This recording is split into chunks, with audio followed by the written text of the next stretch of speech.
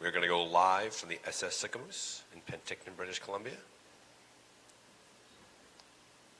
Good morning, everybody. This is Brian Gatens coming to you live from the SS Sicamous in beautiful Penticton, British Columbia. This is the International Adventure Racing Conference. Delighted to have all of you joining us from around the world as well as here on site. For those on site, a few things to consider. We have, keep in mind, please take note of the exits from the building if we were to need to leave here quickly. We have bathrooms along this wall here. We have coffee and tea in the back as well as some refreshments. And note that we will be taking a break in a few minutes because our Lanterne Rouge, our final full course team, and Alex Mann, who is the race designer, knows this, is coming to punch CP50 here at the SS Sicamous. So we will take a break, go outside, cheer them on. They'll be as surprised as we are to see them out there. They're going to have a great time being cheered along, and then we will continue with the conference. It's been a delightful over almost 9.5 days of racing, a beautiful course here in beautiful British Columbia, and we are grateful for all that has been done by Expedition Canada to create such an amazing race. Congratulations to all of our finishers. Early this morning I was talking with Alex Mann, and he is truly impressed with the depth and breadth of the field and how many people made it through this really, really challenging 799-kilometer course. So it is wonderful to be here this morning. We're going to go into our first speaker. I want everyone on site and at home to please join me in welcoming a visionary leader and a trailblazer in the field, the Chief Executive Officer of ARWS, the Adventure Racing World Series, Mrs. Heidi Muller, with a proven track record of driving innovation, empowering teams, and leading with purpose. Mrs. Muller is known for her strategic insight and unwavering commitment to excellence. Under her leadership, ARWS has reached new heights, setting a benchmark in the industry. It is an honor to have her with us today. Please give a warm welcome to Mrs. Heidi Muller. Good morning, everybody. Thanks for those of you who could get up and join us here. I know it's very difficult after such a long race to come together, and that is why we live stream and record it for all of those at home to be part of this family and maybe go home and then reflect a little bit on all the good work we would like to do in the future for adventure racing. So I'm Heidi Muller, and I serve as the CEO of Adventure Racing World Series, and it is really a true honor for me to be part of adventure racing. As you all know, it has been my and all of you in this room and at home, it has been our living dream. It's the only sport we always go back to. We really tap into the essence of it. We might do other sporting codes like mountain biking and trail running, but then our hearts always end up with adventure racing. As we know, this is a milestone moment for us in the sport, and I'm truly honored to be here with you. Just to give you history, this is kind of the first things as part of our vision to start changing and adding new concepts to adventure racing and creating a platform where we can share and learn from each other. So as I stand here today, I just would like to reflect on how far we have come. So from remote wilderness treks to global series events, adventure racing has grown into a movement that spans across continents, cultures, and generations. A World Series, of course, are the network between all these races around the world, and it's a true honor to have now around 80 events around the world to be part of the series and to be part of this collective group of family of people who would like to strive and making it better, one race at a time. The conference is more than just a meeting. It's a symbol of our unity. It brings together every part of the adventure racing ecosystem. We have race organizers, athletes, technical committees, we have media, we have volunteers, we have partners, we need financial support, we have referees. It is this massive puzzle that we're trying to put together. Doesn't matter if your event is a 25-kilometer event or an expedition event spanning over 9 days. We are here to listen, to share, and to grow together. Our goal is clear: to be actionable, inclusive, and forward-thinking strategies that uplift adventure racing on a global scale.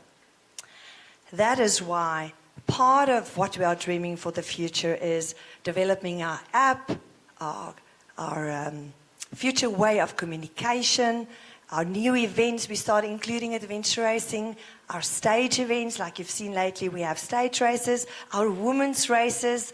So we have wonderful things that's coming, and also a future youth championship event. So we have a lot of things in the pipeline for adventure racing, and our future is, I think, very positive and exciting. I think I always share it with all of you when I see you, and I say, we don't want to do it alone. If you care deeply about the sport, now it's the time to raise your hand and get involved. This is a community that thrives and collaborates because, as the saying goes, as you all know, there is no I in team. Another quote I normally use quite a lot is the one of Nelson Mandela from South Africa, where he says, if you want to go fast, we all know we can go alone. That's the fastest we can go if we go alone. But if you want to go far, we need to go together. And in adventure racing, we want to go far. So it is not a one-man sport, it's a collective of people that can take the sport forward. In the next few hours, we will explore how the sport is changing, how it's growing, all the new opportunities that's ahead, the strategic goals, how we expand our youth engagement and strengthening race quality and accessibility around the world, the power of community, innovation, and inclusivity, and our values that write the next chapter of our shared journey. I want to take a moment to acknowledge the incredible contributors of those who make the sport what it is. To the athletes who push limits and inspire. Oh, yes. Are they just here? And we are now going to take a moment when they're there to quickly from our side, excuse us everybody at home, but this is the last team. And we're going to go and give them a big...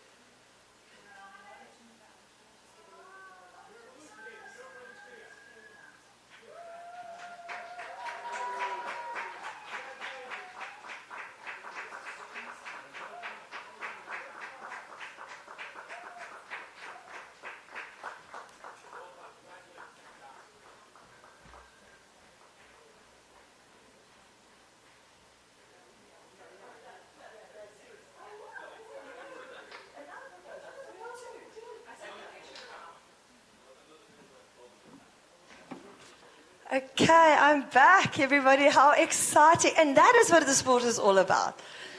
It is about those who just, as we are busy here with our recording, they just came over the finishing line. Oh my goodness, that's how many days.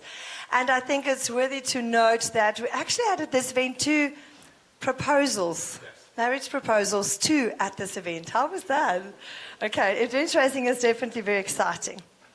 I'm just going to pick up there where I left off, and I've started with the athletes, and how appropriate was that? Because those are the athletes. They are the cornerstone of our sport. So we need to continue helping them, assisting them, and supporting them, and of course, getting them to the finishing lines.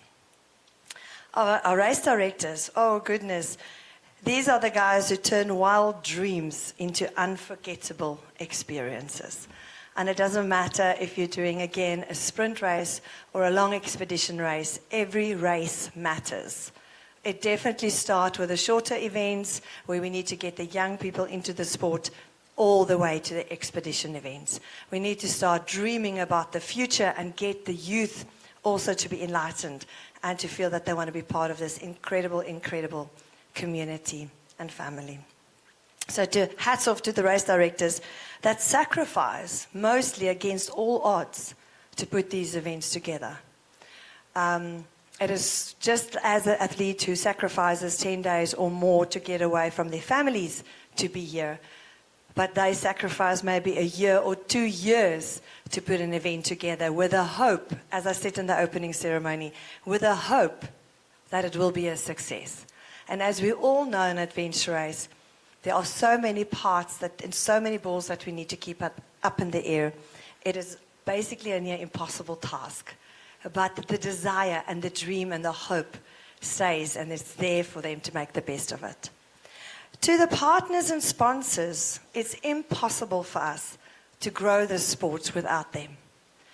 That is a massive piece to our puzzle from our World Series side as well, to support our race directors, because to put such big extreme events on in the wild, there where nobody really knows where you are, in a new destination every year, is most probably one of the most difficult parts to do.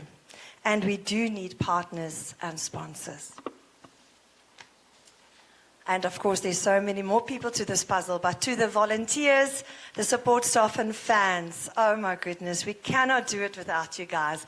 Our families at home that are supporting our athletes, our volunteers that's sacrificing days and hours for nothing to come and serve our teams while they are in transitions. No race director can ever do it without the volunteers, the crew, the staff, and all the families at home. So thank you so much to all of you as well. So they are the backbone of each race. So thank you all for investing your time and your energy and passion into this community. As we begin this conference, let us embrace open dialogue. Let's challenge assumptions, share best practices, and collaborate in real solutions, ones that will carry the sport forward together. This is our moment to shape the future of adventure racing together, and that togetherness is what will carry the sport forward. It's only in unity that we will work together and which we will move the sport forward. That is the most important factor we need to keep always very close to our hearts. So welcome to the conference. And welcome to the next stage, and welcome for joining all these beautiful people speaking here and sharing more about their lives about adventure racing. We would like to grow this into the future and have inspirational speakers and grow this collectively all around the world. So please sit back and relax and enjoy the conference with us. Good morning, and thank you, Heidi. For those at home who were wondering what occurred a few minutes ago, we paused the conference because Orienteering Utah, team number 48, just punched CP50, which makes them the final finishers of the Subaru Canada Adventure Racing World Championship. So it was delightful. What a nice little timing, right there, Michelle, of the fact that we were here and they were outside and we got to cheer them on. They were rather surprised that we all popped out there, so that was great. So congratulations to them. So for our first session, and thank you, Heidi, for that introduction, it is now my pleasure to introduce two highly respected leaders in the global adventure racing community. First, Mr. Wayne Leake, a key figure in international sport governance and a referee for the Adventure Racing World Series. He also serves as the head of media and PR for the steering committee of the International Adventure Racing Association, IARA, where his work ensures the sport's integrity, visibility, and global reputation. Joining him virtually is Mr. Alan Pujo, the Adventure Racing Director in Uruguay and Head of Membership on the IARA Steering Committee. Alan has played a pivotal role in expanding adventure racing across South America and fostering a strong international network of race organizers and athletes. Please join me in welcoming two dedicated ambassadors of our sport, Mr. Wayne Leake and Mr. Alan Pujo. Wayne? Thank you, Brian. There's one of us here. The other one is in Uruguay. He originally was planning to be at the event, but broke his arm racing in Europe, I believe. So he's home actually helping with the event, but we're going to have him joining the presentation virtually. Moving forward, all about International Adventure Racing Association. We wanted to take this opportunity to provide an update to our community. Myself, I'm in person. Alan will be joining us virtually. A little bit of our session. Welcome. We've all worn a lot of hats this week. I've been an ARWS referee. I'm here as an IARA steering committee member. I'm also a part of the Canadian Adventure Racing Association. So on behalf of CARA, we wanted to welcome everyone to Canada. We are so excited that everyone was able to join us and share a piece of what Canadian adventure racing is all about. A little bit about the IRA story so far. 2025 is really the year that IRA got to work. We've kind of developed some strategic priorities and a plan.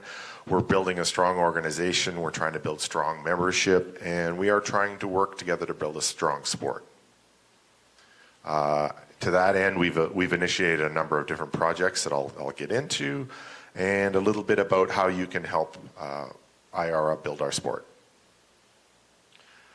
The story so far, as many of you know, in early 2023, World Obstacle unilaterally declared that adventure racing would fall under their banner as a governing body for our sport.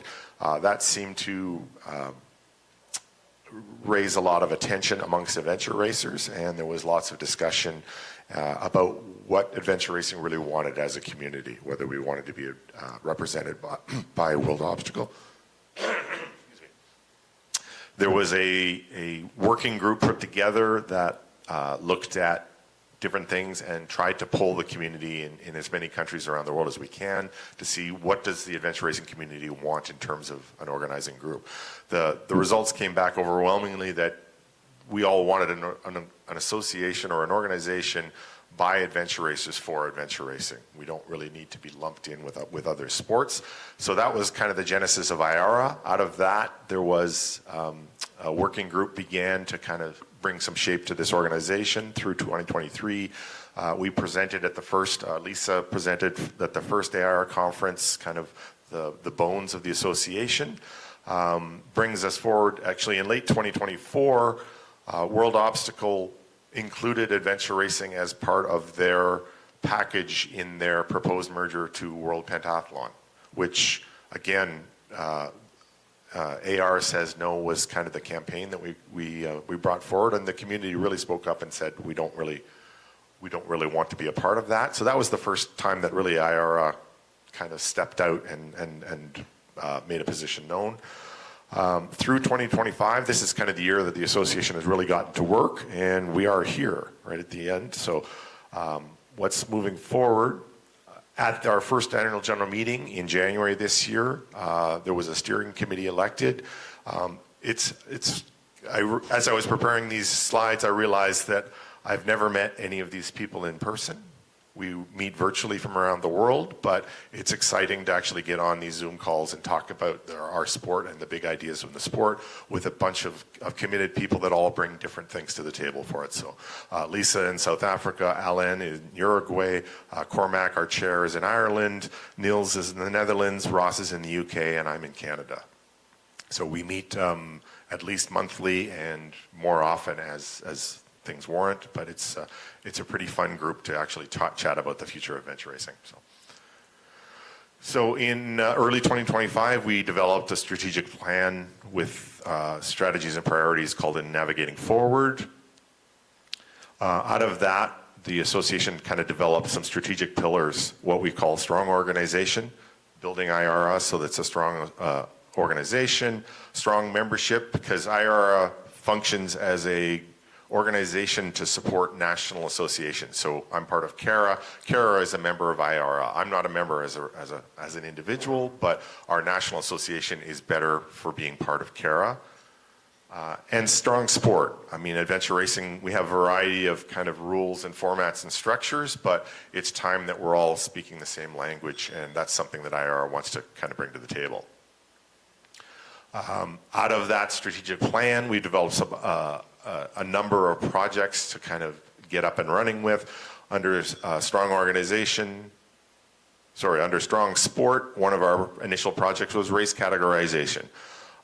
Is it a sprint race? Is it a one-day race? Is it a weekend race? Is it a multi-day race? Is it a race by time? Is it a race by distance?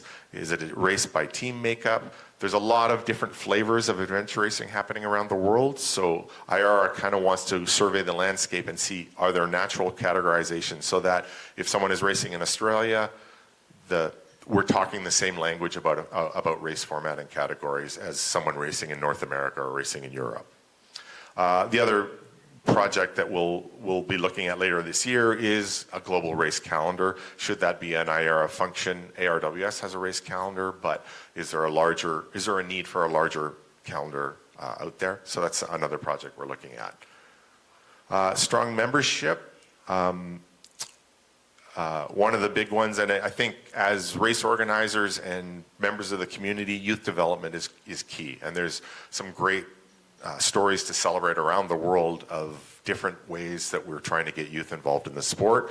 I think IARA wants to, again, assess the landscape, capture best practices, and see, is there learnings that there's a high school team in Maryland, USA that has created a club that is getting kids excited. That's a great key learning that maybe we can apply other places. There's some programs in France, there's some programs in New Zealand that are having good results with youth development. Let's try and bring the learnings forward for everyone to see if we can work together. And then membership. The other part is the goal of developing those national AR organizations. I mean, there's a strong, USARA is a strong association. CARA has the Canadian. There's, we're up to 13 different, Alan's going to talk about this in a second, but can we help build at a national level? So here's Alan. Hi everyone, and my apologies for not being able to be there in person today. As Wen mentioned, the last 2 years have been a fantastic experience for the ARA team. We had the opportunity to reach out to an incredible international adventure racing community, learn about different countries, and understand the level of involvement in each. Our core mission is to create a sustainable development for the sport of adventure racing around the world. An important part of it is our membership policy, helping us to create strong members. Our first step was in 2024 when we drafted our membership status. We tested these with 3 pilot countries to create a regulatory framework. This is a constantly evolving process, and we learned a lot from how associations are formalized in each country. As adventure racers, we are used to adapting to the environment. In this case, we had to adapt our status to meet the regulations and requirements of different communities. For our first annual general meeting this past January, we successfully guided 12 out of 13 countries we had identified through our membership procedure. We have since added 1 more member and designed a new observer membership model, which we are currently testing with Colombia. 6 representatives signed a shared document filling their background in adventure racing and assuming the role of representation as long as there is no other entity. This is an important development because this model can be used for other countries that don't have a formal structure yet or have complex legal requirements. Getting to accept on board these established structures and creating the observer model, well, that was the easy part. The real challenge and where we need everyone's help is now. We want IARA membership to be a powerful tool for growth in communities where adventure racing is not yet well developed. To achieve this, we've conducted research to evaluate the level of development in different countries. Based on an original framework from one of our collaborators, we created a 6-level categorization. Level 1, where there is no adventure racing or we don't know of any adventure racing community that exists. This would be countries like Guatemala, Bolivia, Azerbaijan, Mali, or Tonga for that matter. Level 2, where there's very, very little activity. They have probably 1 race in the past or 1 single event or 1 team that is participating in adventure racing. Countries such as Peru, Morocco, Iceland, and Turkey would fall in that category. Level 3, where there is low recent activity.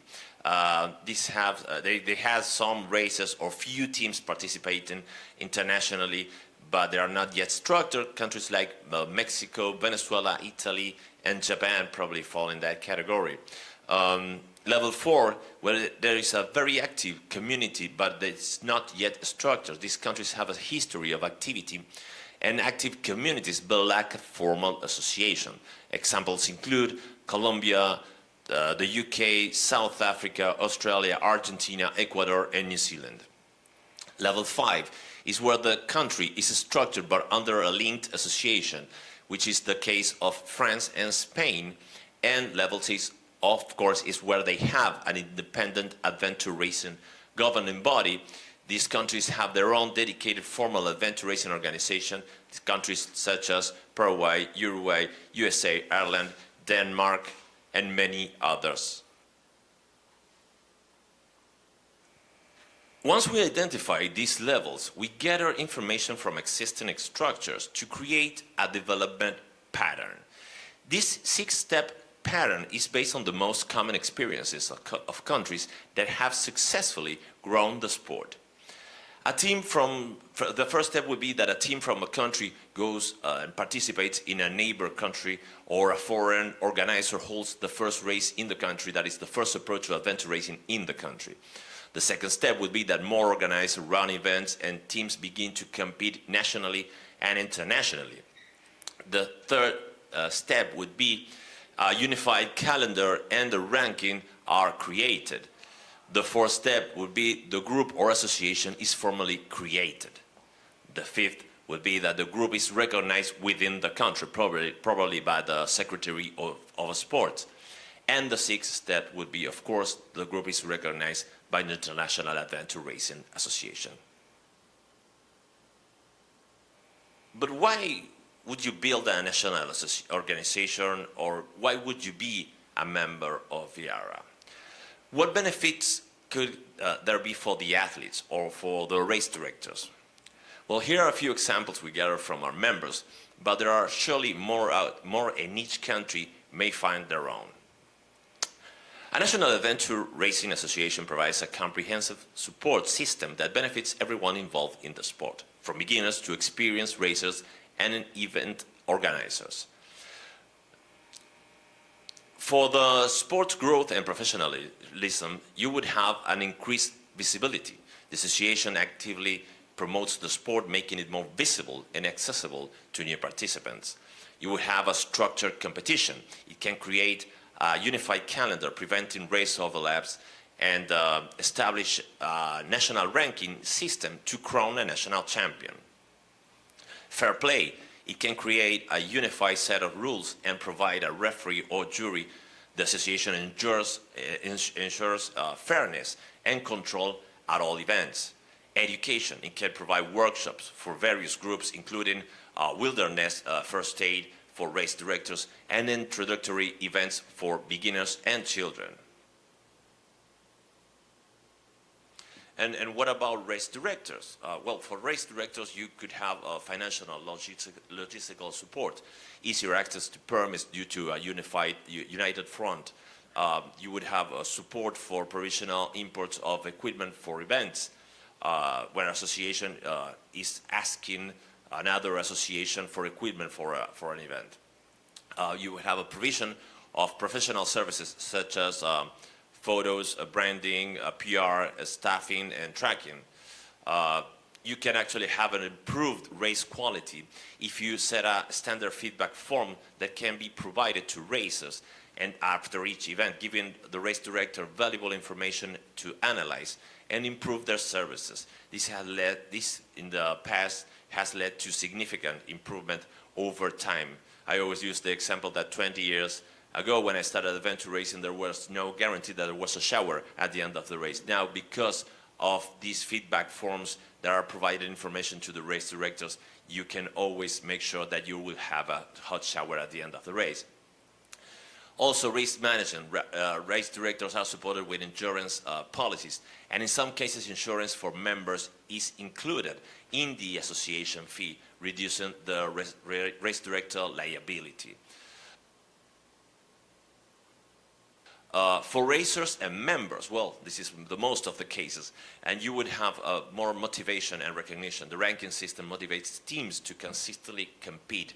In some countries, the top 10 ranked teams earn a free entry to race the following year. Athletes can also receive official support letters to request time off from their workplaces to go to international events. cost savings. Members may get cheaper entry fees and exclusive discount with the sponsor brands. Community and resources. The association can provide a platform for racers to connect, find teammates, and share advice on races and equipment through an active app group. It also provides information for newcomers and offers support for specialized medical exams. Insurance. Members receive insurance and coverage as part of their association fee. In the International Adventure Racing Association, we have three kinds of membership. You would have observer membership for a representative or organization that is just started out and has a role in the local community, but isn't yet a legal entity. You have a provisional membership for organizations that are in the process of meeting the requirements for full membership, and for membership for national organizations that are a legal entity, have a constitution and a committee, and are recognized by either the National Sport Agency or the International Adventure Racing Association. We want to expand our adventure racing community and membership. So if you live in a country that has representation, reach out to them and help them grow the sport in your country. If you live in a country that has no representation, reach out to your athletes, to your race director, and get organized. Seek help together with AYARA. If you're ready to take the next step, please visit our website, internationaladventureracing.org. You can also contact our steering committee directly with any questions. Join us and be a part of AYARA as we shape the future of adventure racing. I will give a shout out to Alan. He's really spearheaded the membership things, and he's a great resource as he's talked to countries all over the world now about helping build their sport within their things, and can bring a whole lot of resources. So we encourage everyone to, if you're looking for resources to help build your national organization. I'll quickly go through the other things. Strong organization. I am part of the communications strategy. So how does IARA communicate to the world, our channels, what kind of messaging we're putting out there? So we're working on a content plan. And then a financial plan. How does IARA become self-sustaining to fund operations and activities? Right now it's a very, very shoestring organization, but we are looking for support. Just an update on AR says no, or AR still says no. World Obstacle had their conference, their World Congress in September, and IARA came out with a letter that we shared across our channels to really reiterate that our position hasn't changed. Adventure racing should be governed and organized by adventure racers for our own community. How can you support IARA? Again, spread the word about IARA, follow our socials, share when we have things to share. Understand and support your organization. So, as Alan mentioned, there are local organizations or national organizations in different countries. Understand how they work, see how you can support them, because we're all working to grow the sport. Lend a hand. Again, as we talked about the different projects that we have growing, there is a need for different skill sets, graphic designers, people that have insights on different areas. We'd love to help. And then financial support, we've just kind of got the financial structure in place for IARA, and included in that we have set up a fundraising thing. So if there are people in the community that want to support the organization, again, even things like web hosting and things, ideally we would grow it to have a financial platform that will allow us to actually be more active in different projects to build the sport. I think that's it.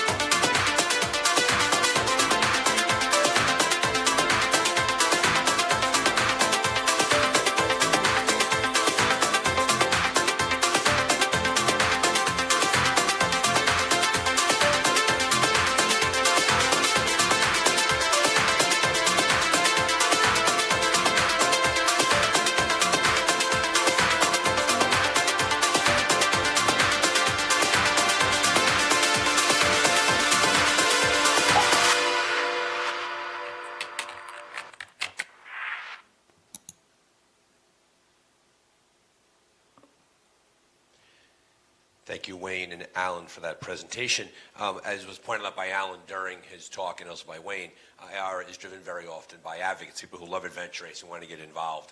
And so for those of you who are on site or at home, if you want to take a part in the work they're doing there, please follow that link. And folks here can see Wayne after the session for further information. And again, thank you to Alan and Heal Well. Our session number 2 is Pioneering All-Female Adventure Racing and the Rise of Women in the ARWS. Please join in welcoming 2 pioneering women in the world of adventure racing, Kim Beckinsale and Jen Leverton from Tri Adventure. With a shared passion for empowering women in the sport, Kim and Jen made history by hosting the first ever all-female ARWS event, the aptly named Amazons Australia. Set against the breathtaking landscape of the tropical North Queensland, this groundbreaking race has inspired a new generation of female adventurers. We also have a finisher of the race with us today, as well as a superfan who followed the team around the course. So let's give a warm round of applause to the trailblazing team of Kim and Jan. Welcome to the conference.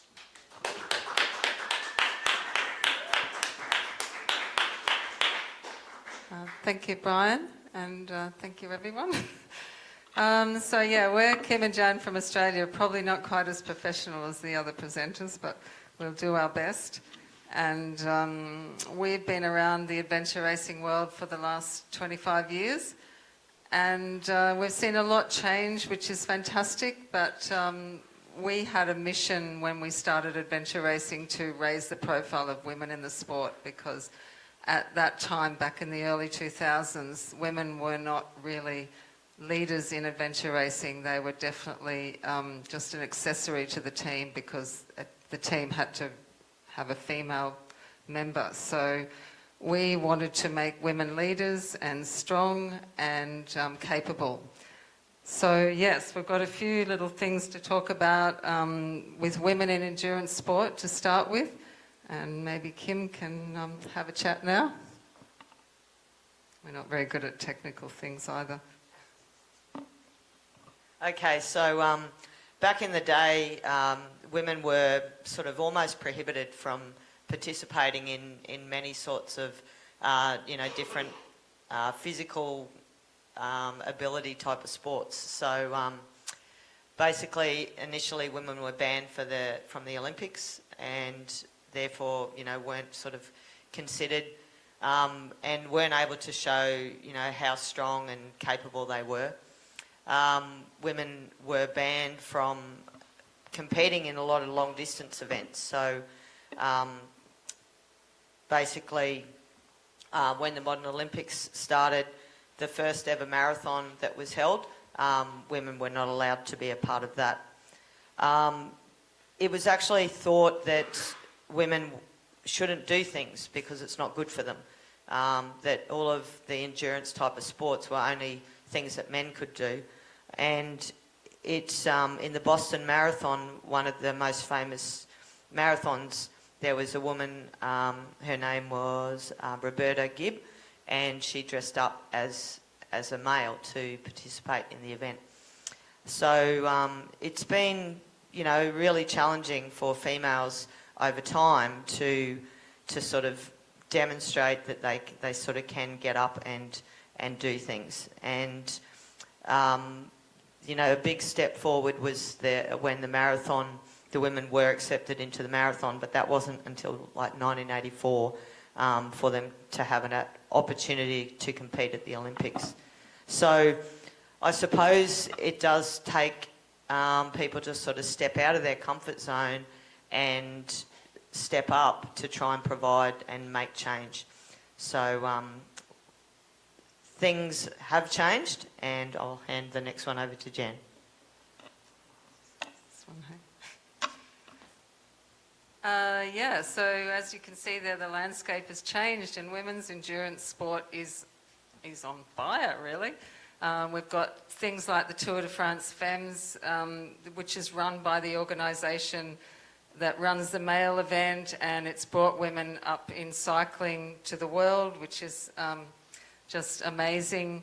In Australia, we've got the AFL women's football game, which the men's game has been going since like 1900, but finally in 2017 they got a league together for the women to play, And I think in the first match they had, they got 24,000 spectators. So people wanted to see women playing football.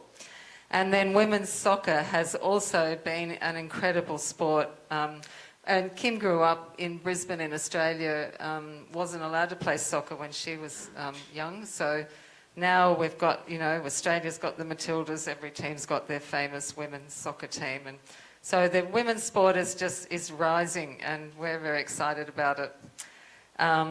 We've also got the ultra endurance. So the women's running events, they're winning them outright these days. And people, as we mentioned, thought women actually couldn't do things like that once, but now they're definitely showing that science is showing that women can do a lot of stuff that we didn't think so. So let's go to the next one. Let's Kim have a chat now. Okay, so basically in adventure racing, and I suppose Jan probably feels this as well. Jan actually started doing adventure racing a little bit before me, but when we stepped into the sport, there was definitely this sort of feeling that the women were mandatory gear, and there were statements, and still to this day, statements made that there was like a token female or women are mandatory gear. So it wasn't, it was just about finding a girl who can be in the team so they could do the race. Things have changed, and we, about 20 years ago, we set up our, a little business called Try Adventure, because Jan and I love the sport. I had a background as a health and physical education and outdoor education teacher, and people used to say, how do you get into this sport? What have you got to do? And so we started up our little organisation, and I suppose we were developing skills. And so as a teacher and an educator, my passion has always been around health and safety and skills. And so we just tried to create an environment where people felt like they could be supported in learning the skills, because nothing like that existed in Australia.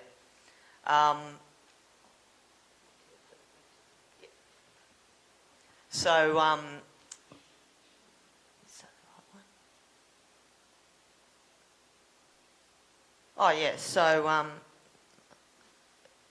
what I was going to say was women,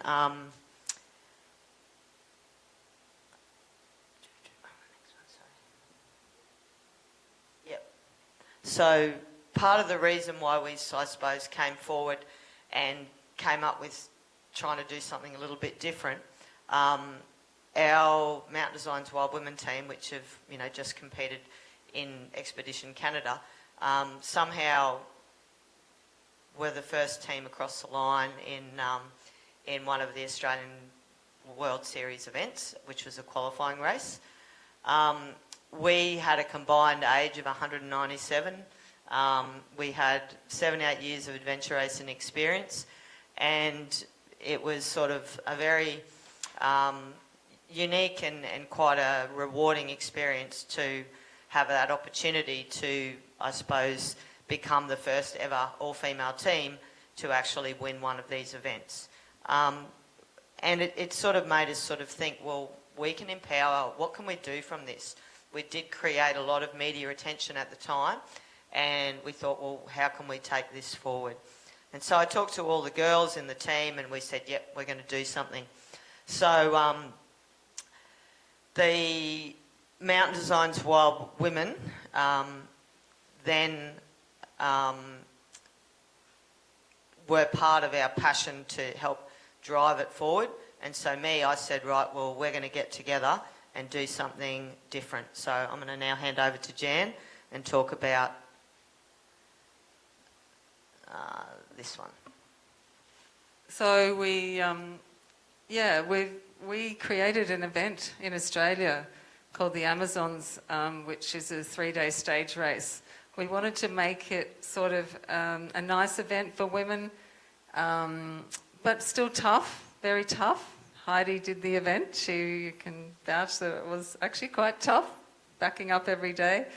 And we did have a beautiful sort of event and a really great experience at that. So we're hoping to keep that one going.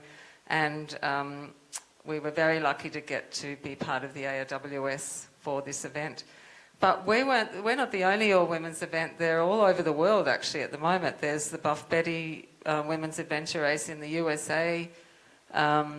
We've got a few more in the USA, the Rootstock and the Unbridled Women's Adventure Race as well. France has the Raid Corsica Femina, which we wanted to do last year. We almost did, but maybe next time. And then, of course, we've been running in a Wild Women Adventure Race in Australia since 2012. So what we sort of see is women are starting to be leaders in the sport. They're starting to learn to navigate, which is what we weren't allowed to do at the start when we started racing. We weren't allowed to lead a team. We just had to be there as part of it. But we're teaching skills, we're teaching all the disciplines, and we're getting women to stand up and be the ones and the leaders in the race. Okay. Okay, so the new chapter in the sport is about creating new events. And so, as we did mention, we came up with the idea of the Amazons Australia. We put out some social media about the Amazons are calling, and this is our little logo that we used, and we launched the event in September 2024. I'm hoping this video is going to play. It's just a quick promo.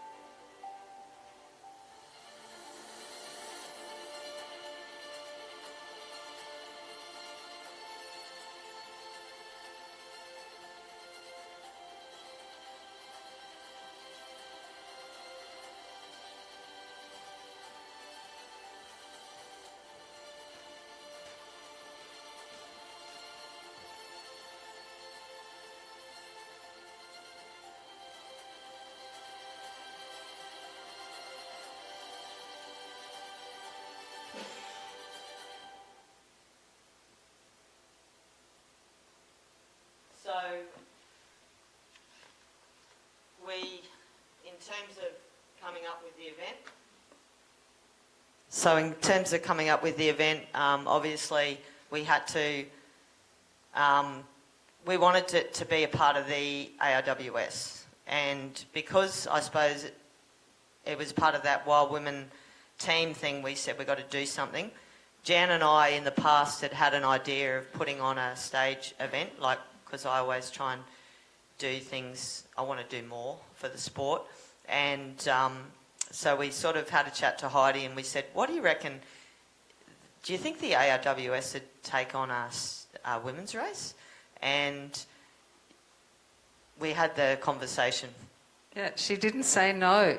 So that was very exciting to us. And it took a while, but we pitched our event and Heidi was behind us all the way there. And, it was great because she could participate in the event as well. And as you can see there, the race is a testament to the fact that women are not only ready for more, that they're always also able to lead the sport. So, yeah. So in terms of just sort of the challenges we had to overcome to develop it, obviously we had, it wasn't that easy just to sort of put on an event. We had to, get on board with the ARWS, which involved, not just us talking to Heidi. Heidi then had to do a lot of work behind the background to get other people to sort of say, oh yeah, that's not a bad idea. It's women's racing is something that may help the sport in the future, and it is something that the organisation might want to sort of happen in the future. In terms of logistically for us putting on a stage race, it's actually harder than putting on a one-day race or just one race, because you actually got to start and finish the race. Our event was a 3-day stage race, so we had to do starts and finishes 3 days in a row.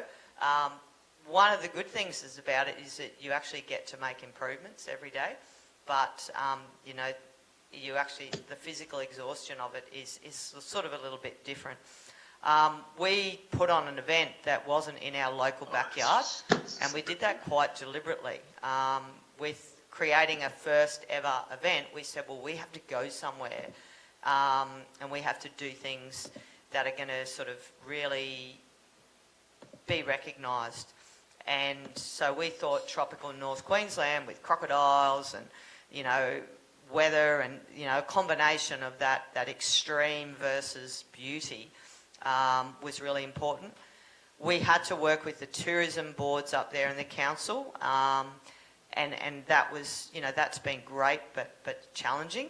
And we were really excited about, the support and the ongoing inclusion of an all-women's event in an area, because sometimes there are some real battles like, well, why are you putting on an all-women's event? Why can't the men do it? So that's one of the biggest challenges that we face in terms of funding and sponsorship as well. And then finally, we just have to, do all your permits and stuff and work with local authorities in terms of getting that up and running. And so somehow we managed to get that Amazons Australia event and make it happen. And we've got a couple of photos there from the event.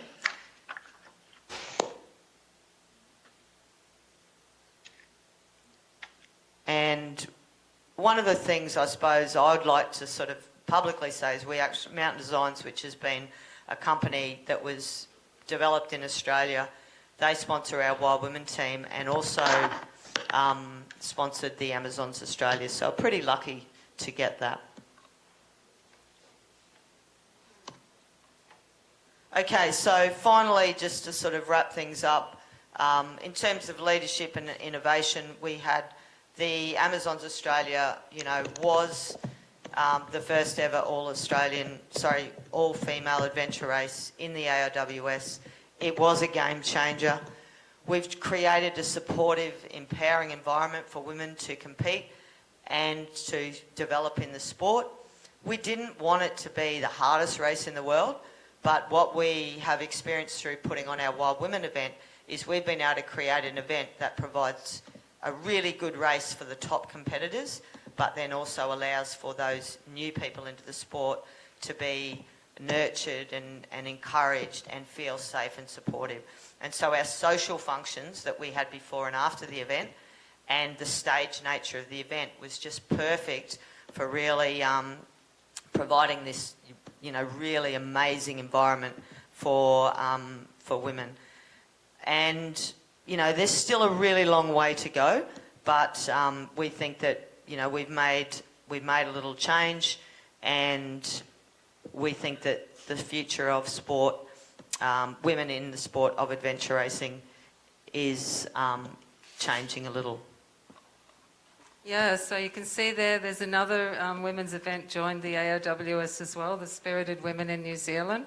Good friends of ours as well, and we're very excited about that one. I think we're going to do that race too.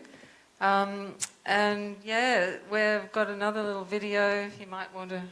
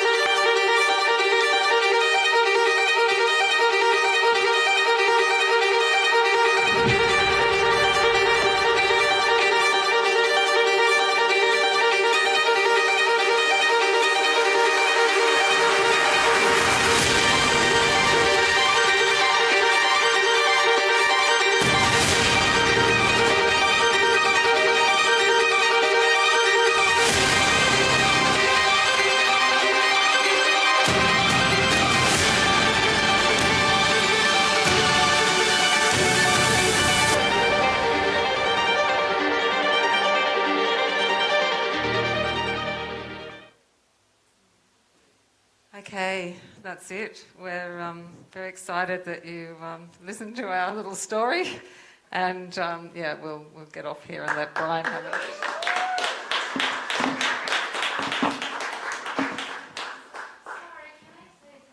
Kimberly, yes.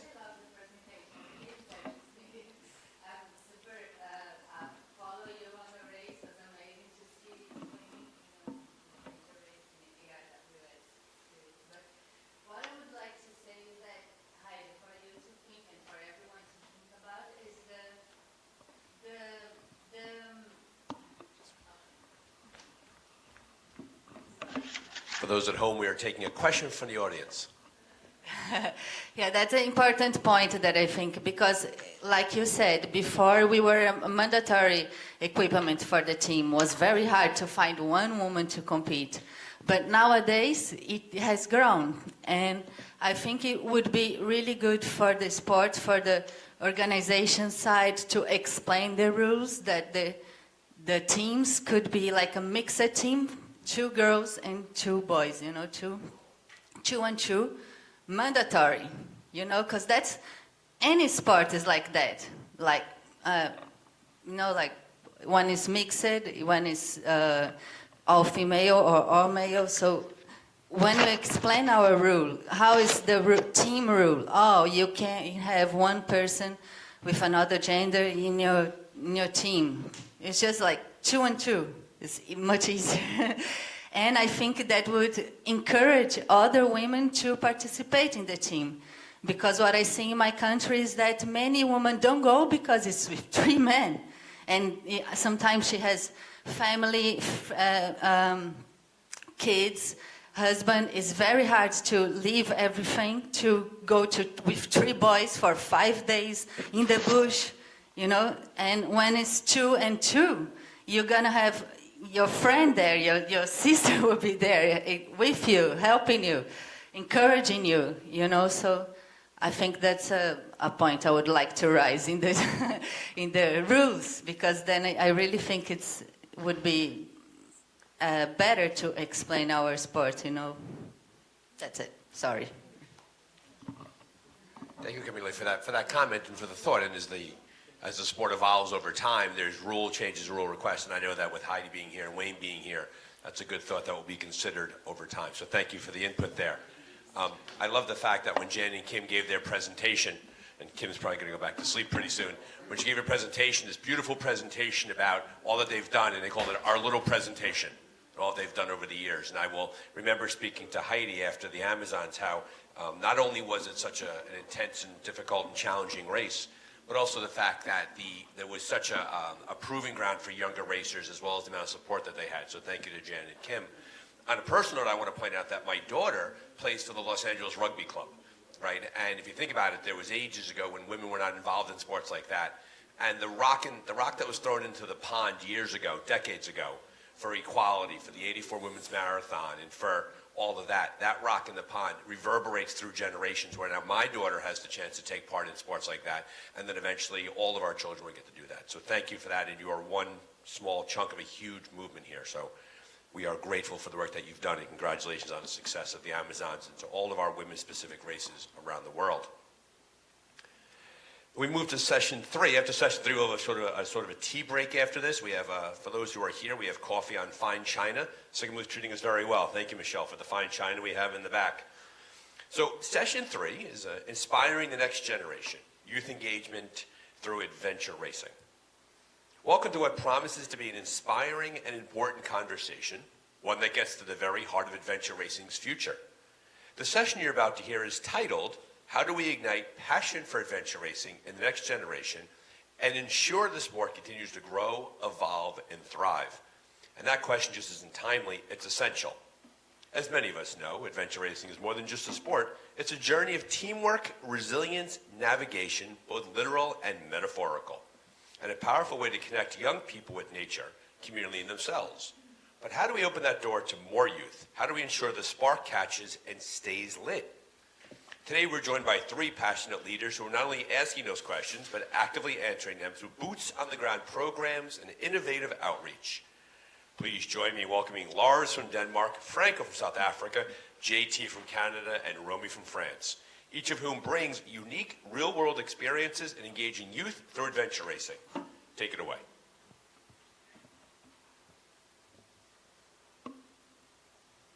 First of all, congratulations to all the participants, the organizers, and all the dot watchers. It has been amazing to follow you all. My name is Lars Bukkehave. I'm from Denmark, and I have been adventure racing since 2004. I'm here today to talk a little bit about the youth development of adventure racing in Denmark. I'm also a race organizer, and next year I will organize the European Championship hosted in Denmark from 27 to 30 of August 2026. But back to the subject about the youth development in Denmark. To understand it, we first have to look a little bit back and see how it all started. The first generation of Danish adventure racers was participating in the Ego Challenge and the Weight Garage around the world. Each time they came back, they did a lot of lectures about their travels. They were on television, and they motivated everybody to get interested in the sport. One of their genius moves was in 1998, they started an approaching schools because adventure racing is phenomenal teamwork and a phenomenal personal development. So they approach schools and companies both to make team building and also to make school programs for adventure race. One school accepted their offer, and 2 of their team members become teachers on this school. It got super popular, the program, and it was like a snowball effect. More and more schools in Denmark picked up adventure race as a subject. Today, around 60 to 70 schools offers adventure race as a school program in Denmark. The second generation that I'm a part of started to organize and align the sport with better races and adventure race as a federation with the forming of the Danish Adventure Race Union back in 2011. An important step was to make courses for teachers how to teach adventure race and build a book with materials for schools organization. The federation has helped to host Danish championship for adults, but as important for the schools. Here is a picture from the Danish Championship for Schools back in 2015, a race I helped organize. It's fun if you look closer at the picture, you see Asta and Jens from Masanka Aros being on top of the podium for schools back in 2015, and now 10 years after, they are racing against the top teams in the world for the Adventure Race World Championship here in Canada. Today, schools now has their own league where the school visits each other and host races for the school, ending with the championship. After the school finished, all official races offer a half-price race fee for the youth that are racing in the category under 21. Later, the first couple of clubs popped up in Denmark. Already from the beginning, the federation supported the clubs with feedback, courses, how to develop and build training. We also in Denmark have a prize for an upcoming team that year. It's fun to see that 6 of the 8 participants for this year's World Championship has actually won this prize previous in different years. The prize gives a shoulder clap to teams that have done many races with a good attitude overall. The prize is free entries or half price for the races the coming year to let them keep the momentum and keep them motivated to race even more. Here we have Ditte from Timaros racing her first international race in Canada at the Rate International Gaspésie. Another important prize, and maybe the most important prize in Denmark, is the Golden Toe System. This is an organizer prize given by the federation to a person or organization that really have helped develop and keep the wheels going on the Danish adventure race scene. This has made a good culture in Denmark, that it's cool to race hard and fast, but it's also cool to organize, inspire others, and contribute to the sport. Here we see Mads and Sissel from the Masanga team working on the vision and mission for Adventure Race Federation. They also organize races, and it's a big part of being a racer in Denmark that you contribute to the whole society. There has also been a tradition when you are coming home from a big race, go out and do some lectures to inspire other racers. Here's a picture from Himmelbjergens Natur- og Idrætsefterskole, where I hosted one of 17 lectures for school and companies about my win at Patagonia Expedition Race back in 2018. The progress in Denmark has been long, that didn't come overnight. But the most important question is, what can you do for your country? Ask yourself, how can I contribute? I think one good first step could be go home, do some lectures about this championship, inspire others with your journey from this world until he championship. realizes, until On he a school, experiences outdoor store, or in a company. It's a win-win for everybody. frustration then. It's good for the audience. It's good for your sponsors. Anyway, I'm gonna get going. I'm Maybe a gonna do potential some last way minute to get studying. new sponsors in a company Um, for your team. Make no, it cool getting ready to do in like 45 contribute minutes. in Adventure Race. All right, what time's his next game? Oh, I thought it was at 12. Oh. Well, that's fun. Okay. Yeah. Okay, sounds good. Send me videos, please. Yeah. Yeah. Hello everyone, I'm Frank. All right, love you. Bye.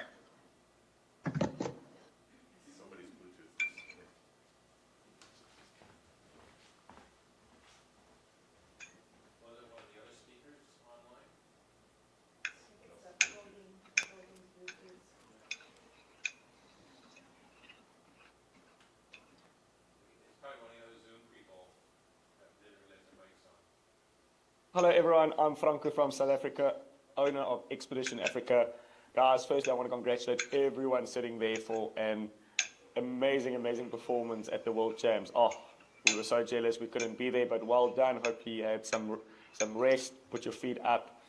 And yes, I'm here today to chat to Michelle about the youth development in adventure racing, and I'm very excited about it. Franco, thank you so much for joining us.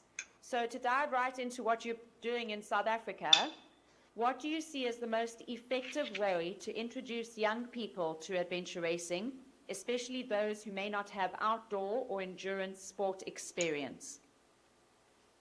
Well, for us, adventure racing is already a very difficult sport. So what we've done in South Africa is to introduce a 10-kilometer and a 25-kilometer race. So it's between 1 and 4 hours, and we actually give them Google Maps. So we highlight every single path with a white line to make it as easy as possible for them, to make the course as easy as possible. We don't hide checkpoints, we put them on trees, on paths, right in the middle of it, just so that they can experience the running, cycling, kayaking, and then the navigation part of adventure racing. That sounds like a really great idea and introduction into adventure racing. In your view, what are the key life skills that youth gain from participating in adventure racing, and how do you intentionally build those into your events? Yeah, so for us, key elements is really teamwork. At school, they do have these options of working together in class, in sport, but put them in an adventure race and you put some outdoor elements in there, throw that into the mix and it becomes difficult. So as much as you have to work as a team, it's a problem-solving exercise as well. When you are cycling, your bike breaks. When you're running and your shoe falls apart. When you're kayaking and your kayak breaks in half, what do you do? And that's quite important in adventure racing. As a team, how do you work together, and then how do you solve those problems? Life already is very is very easy. And adventure racing is not. So when you've got a problem in life, you can whip out your phone, whip out your computer, type things in, problem solved. When adventure racing, You have to figure this out as a team.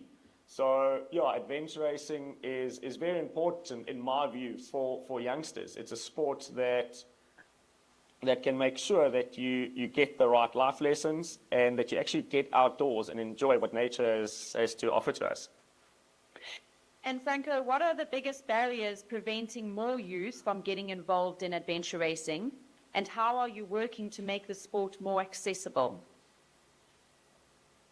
For us in South Africa, the kids are extremely busy. It's trying to find weekends to accommodate these kids. So time for us is a very big barrier. So we're in communication with all the schools to see which weekend works best. And the answer is no weekend works best.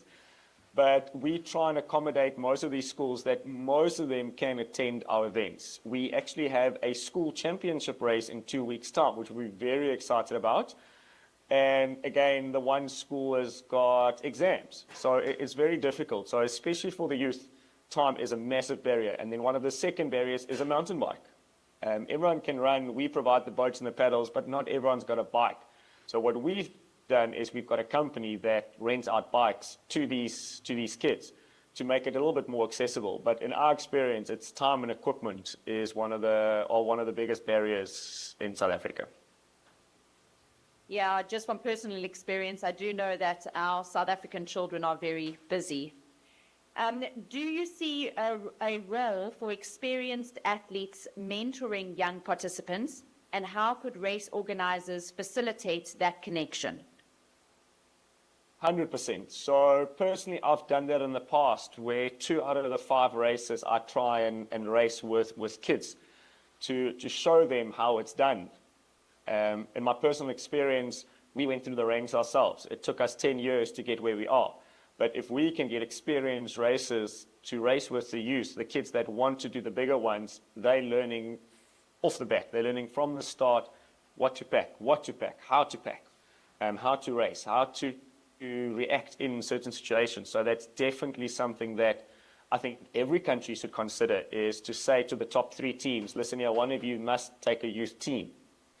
And as the race director of South Africa, we had a meeting the other night, and we actually want to start hosting training camps where we want to invite the schools and the youth kids and the between 19 and 25-year-olds to come to these camps with experienced racers and do navigational training, and packing training. So ride your bike for 5 minutes and then break it down and go run for 10 minutes and then come back and build your bike again. And that is only something that experienced racers, where they can transfer their knowledge to the younger generation. And I would say that must almost be compulsory for every nation to do for the races of tomorrow. Yes, Franco, personally, I'm very aligned with what it is you're saying. And I'm going to, after the session, I'm going to ask the athletes in the room to see how many of them do mentoring.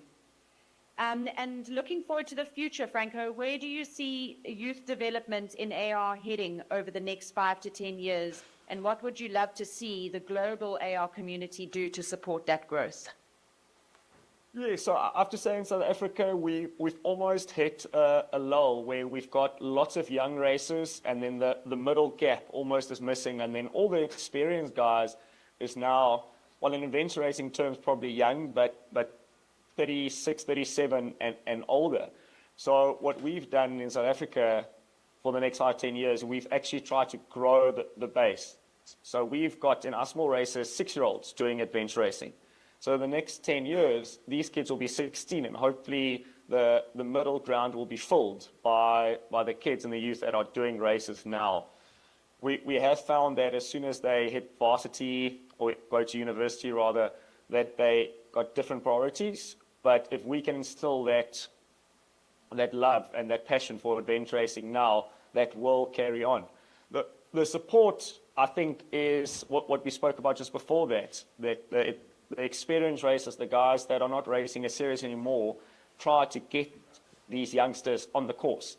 Fortunately for us, we can still race quite smart, and that means fast. We don't have to be the fastest, but we can race with the youngster kids, we can keep up, but we can still show them how to do that. So my call goes out to everyone out there. Guys, get youngsters on the adventure racing course, whether it's for an hour, whether it's for a 24-hour race. Get them out, show them the skills that you have, transfer those skills, and let's keep racing. Let's make the sport of adventure racing massive. Thank you so much. Thank you so much for your words of wisdom and for joining us today. And thank you also for all that you are doing for the youth in South Africa. We truly appreciate your efforts.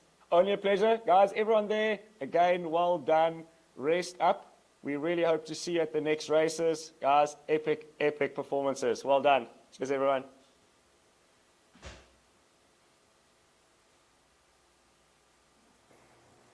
Hi everyone, I'm very happy to be here with you, even though I'm a bit far away. I'm Jean-Thomas Boilly, people call me JT. I'm from Endurance Aventure. We're a sport event organization based in Quebec in Canada. And Heidi asked us to talk a little bit about our involvement with youth in sport. So I'm here to talk about that today. Basically, we've been organizing adventure race and other kind of sport events since almost 30 years now.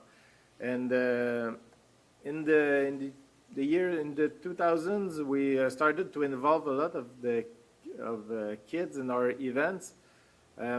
For us, it was really important to think about the legacy of the sport and to have thinking about a little bit about the future of the sport, and that in adventure racing or even in other sports like triathlon or everything that we organize now, we've been trying to involve the kids so we can create, first of all, really just having the kids to enjoy doing sport, involving them in the event.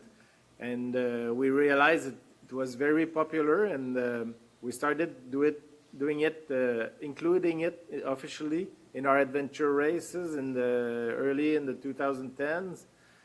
And we've seen a great progression. At the first event, we had 80 kids, and now we can see after 15 years, we have annual events that involve over 400 kids every year that are doing adventure race. So it's becoming a base of adventure athletes, and sometimes for other sports too. We've seen young athletes starting in our youth raid just to participate, and 6-7 years later they were winning big adventure race. And we even saw some kid becoming elite athletes on the World Cup circuit in the mountain bike and biking and in different sports. So the goal to have the kids involved in the sports, it's really to think about the future. And it's really amazing, especially with adventure racing, how the kids really enjoy it. I think everyone loves to play outside and enjoy the outdoors, but a lot of the kids now they don't do it as much. So when you get in the region with a structure and you invite the kids to participate, they really enjoy it, and it's not hard to have everybody involved. So I think it's really important to think about a little bit about the future of the sport that way.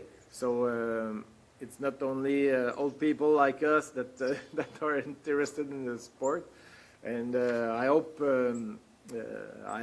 every event organization can think a little bit that way. In our part, in Témiscamingue, with the raid that we organize there since we've been starting in Témiscamingue in 2020, and we always involve youth race the day before the real adult race, if I can say. Actually, how we work is that we call it the prologue, and it's like the first checkpoint. You need to do the youth race. So the youth are mixed with adults. Adults act a little bit as a mentor, and they can do the race together.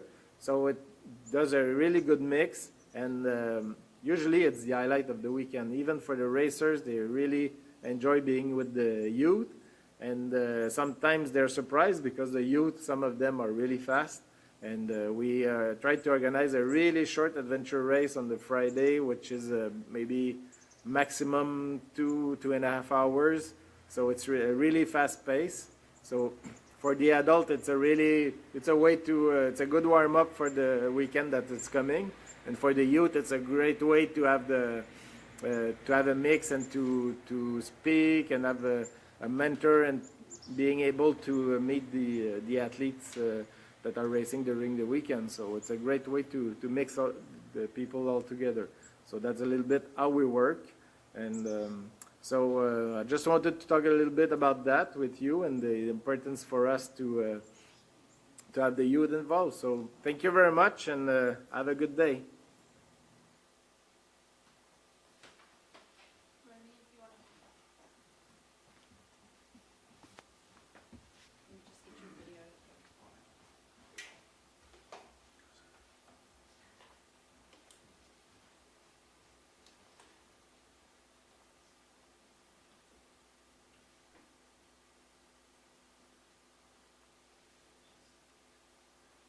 Hi everyone.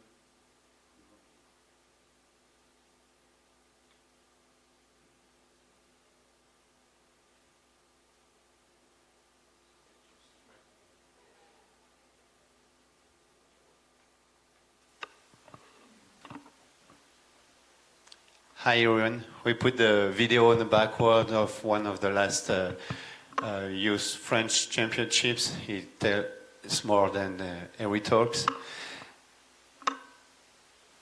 So what I like to say, it's man reveals himself in nature, and here I will say it will be in the immensity. In the vastness of nature and challenge, adults and young people discover who they are and what they can become. I'm very happy to be here to share how we develop youth adventure racing in France through the Adventure Race Commission, part of the French Triathlon Federation, and how this sport is shaping the next generation of adventure racers. For us, adventure racing is far more than just competition. It's a school of life.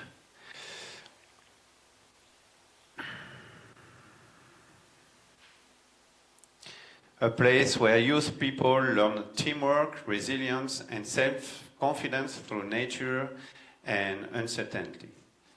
In France, we have built a strong and inclusive pathway into the sport. Today, we have 17 dedicated adventure race schools, and we organize every year around 100 youth races all over France, welcoming participants from 6 to 23 years old. Most events last half a day. We have some the complete day, and few of them extend to several days. Just enough time to discover, challenge, enjoy. Those local races are often the first step. They allow young people, even those without any outdoor or endurance background, to taste the adventure in a safe and supportive way. Altogether, we have reached about 5,100 young people through schools, and another 3,500 through our federation. A growing community of young adventurers learning through experience. Behind the races, we focus on education and personal growth. We organize 6 regional training camps each year and 1 national 5-day camp that brings together all the French champions from all categories. These gatherings are powerful, a mix of training, learning, and inspiring. Youth athletes meet experienced racers through stories and realize what's possible. Mentorship plays a key role in this. When young participants train alongside national champions, they don't just learn techniques, they absorb the spirit of adventure racing, teamwork, humility, and persistence. Safety and progression are also the heart of our structure. Our coaches hold federation certification to ensure every young person is guided safely and effectively. And our French championships, running for 8 years now, follow specific age-based rule for race duration and practice time, helping each participant grow step by step with challenge but without excess. Looking ahead, our vision is to expand this pathway, more adventure race in school, stronger regional links, and greater collaboration with international partners. We believe that youth development in adventure racing will thrive through connection, education, and shared experience across borders. Because adventure racing isn't just a sport, it's an invitation to discover who you are when faced with nature's immensity. And if we, as global community, keep opening these doors for young people, then the future of adventure racing will be both bright and deeply human. Thanks for listening. Conference being brought to you from the SS Sicamous in beautiful Penticton, British Columbia. It is now time for our fourth session. I've had the honor and the joy of working alongside Samuel this entire race, and the quality of the work that he brings to what he does, his photography, his narration is outstanding, and we're delighted as a conference to have Samuel join us. So please join me in welcoming Samuel Eloy, a driving force behind ARWS Brazil and Adventure R, we were talking about that, how to pronounce that, as he shares the remarkable journey of how high-quality storytelling, community engagement, and strategic partnerships with brands like Garmin, Sharks, and Columbia have brought adventure racing into the national spotlight. Please welcome Samuel Eloy.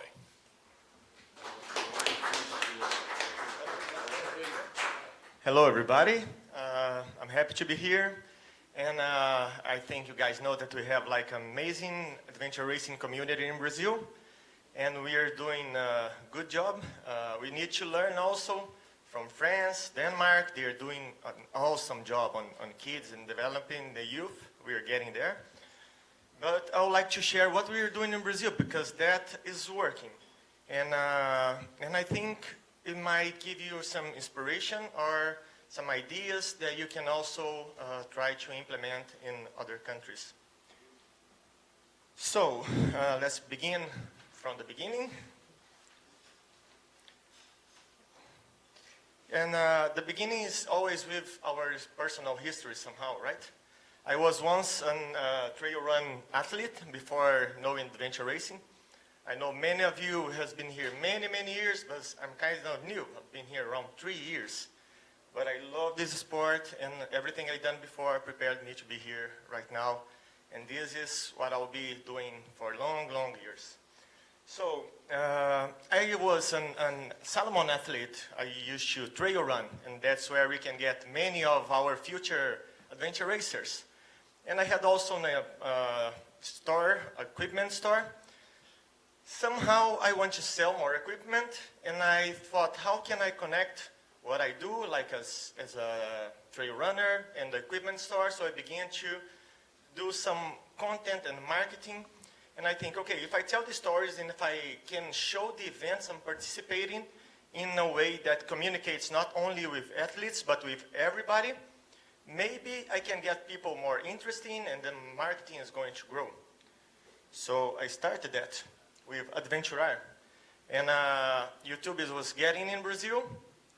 Funny thing, right now we are on YouTube and also on television, national television. But my daughter, she is still proud of me being a YouTuber, not a TV hoster. That's the new generation, guys. It's not our generation.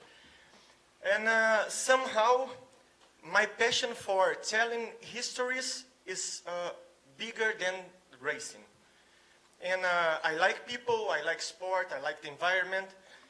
And I think there's a model and a way that we can tell stories that resonate with everybody, not only athletes, showing the beauty that we have and the beauty of the sport, and that needs to come from us. Well, at the beginning we started with trail running. We could get on YouTube, you know, nothing's easy, everything grows like really small.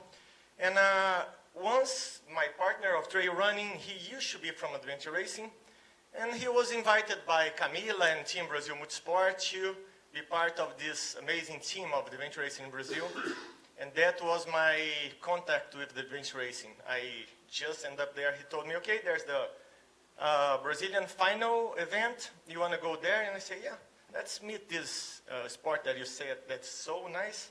Maybe I can produce any content there and see how does it work. Well, whenever I got to understand, and okay, of course, I need to highlight them here, you know, because they are a special chapter of my story. Yes. So, you know, whenever I saw that, and then I realized that we have something special here. This can turn into a content that's even better than trail run, than all the other sports together, and I was not wrong. We have lots of drama.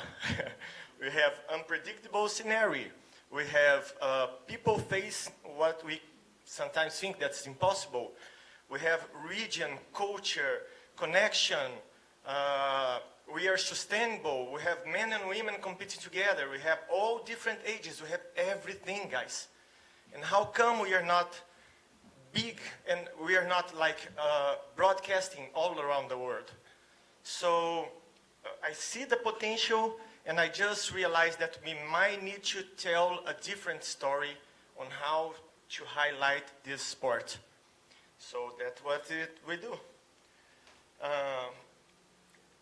Before that, whenever we're telling a story, we need to, only the way I see it, we see soccer, and in Brazil it's the place of soccer, okay?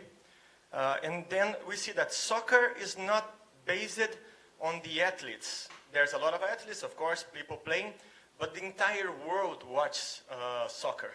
So when comes like the money from soccer and everything that is big as it come not only the people that plays it, but all the community that watch it, that buy the t-shirts, then turn the TV on, then have the sponsor. So that's the importance of creating a content that, you know, your mother, your wife, and everybody can watch it, and not only us. And that was the main thing I think I saw in adventure racing. I saw a lot of content that was created only for athletes. And somehow we needed to tell the story of what we live because resonate with life, like Ronnie said.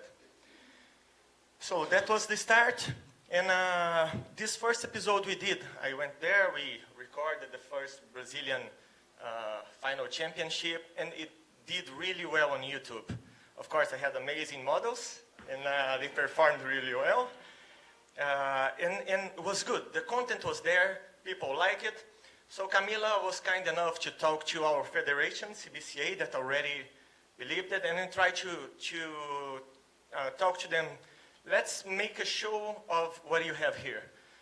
We try to ask organizers to pay like my expenses of traveling, of food, and then CBCA try to arrange something so we can go through the circuit and tell the story of these people, highlighting the regions, the culture, and everything with a focus on tourism. Kind of a focus on tourism, but highlighting also what we are doing. So, 1.5 years after that, we are on national television in Brazil, on 3 main channels for 42 million people. A show that started only once per week on Saturdays. Now we have like episodes, 30-minute episodes of adventure racing from Monday to Sunday every single day. In channels that are for sport, for tourism, and channels that begin to open our numbers. And somehow, now we're going to get to the interesting part. Somehow it worked, the content is there, we just need to show it, showcase it a little different. And we are at the moment that things are beginning to help, and with that exposition, we are beginning to, we can grow the market, and is exactly what's happening right now. Whenever I saw Adventure Race World Series, and that's before meeting Hyde, and also the Adventure Race, we are niche. So the thing that was kind of missing or we could improve was numbers. Because if you wanted to have a sponsor on the sport, if you wanted to have more people, we need to have a bigger reach. And that's why the reason that I focus somehow in getting into a TV. And that is in a country that football and soccer is the main thing, you know. But I believe it's so much in the content, and again, I was right, because the content worked. What opened the door to the TV was just the content. I didn't have any influence, I didn't have friends. Whenever I showcase what I had, people just say, okay, I'll give you a space, and we were there. So now we are in a place where we have big reach, at least in Brazil, and we have numbers to help the community, and I'll show you how we are dealing with that. Somehow I met Nelson. Nelson, the race director from Chile, he was going to do the first South America Championship during COVID, right? And I was already working with the scene from Brazil. And during COVID, nobody wanted to travel, right, Nelson? And go into a different country during this crazy time to tell a story. And that was how I called him. He was nice enough to, he has a great race. He was kind enough to bring me in. And this was my first contact with ARWS. After that, I got to know the circuit, and I thought, okay, if we're doing that in Brazil and we have a series that go all the world around, I think we have like we have the show, and we have the scenery, and we can do whatever we're doing here all around the world. And then Heidi was kind enough to let me in, and we are here doing that right now. So we are going around the world, turning events into content that can be on YouTube, on television, and on social media, But I think always that social media is the content that expires from today for tomorrow. We do it right now, tomorrow just disappear. Whenever you do some stories that it's not the time, it's not the competition, but it's the story, you can put in YouTube, on TV, that is going to stream like for many and many years. The content we're having in Brazil right now, that is in 3 television, they were recorded like 3 years ago. It's still not the main thing right now. The next seasons are going to be amazing because it's what you're living right now. Including this here is probably turning to television show in Brazil, and you guys are going to be somehow famous there. So next thing, this. How are we going at this point? This point we have a massive reach, and the sponsors are beginning to come. We got Garmin, we got Columbia, and first for the show because they are interested in having a public appearance together with good content, showing the brand, showing that we are sustainable, showing that we have like powerful human histories. So they like that and they want to be part of that, okay? After they coming in, we begin to present this amazing sport. And now we are beginning to highlight the athletes. So the athletes also can begin to find their sponsorship because they also are on television. They have space, they have reach. So Mamba, they are a group that was with me since the beginning of Team Brazil Sport, always showcased on the show. They got their first sponsorship this year, but somehow they have some problems.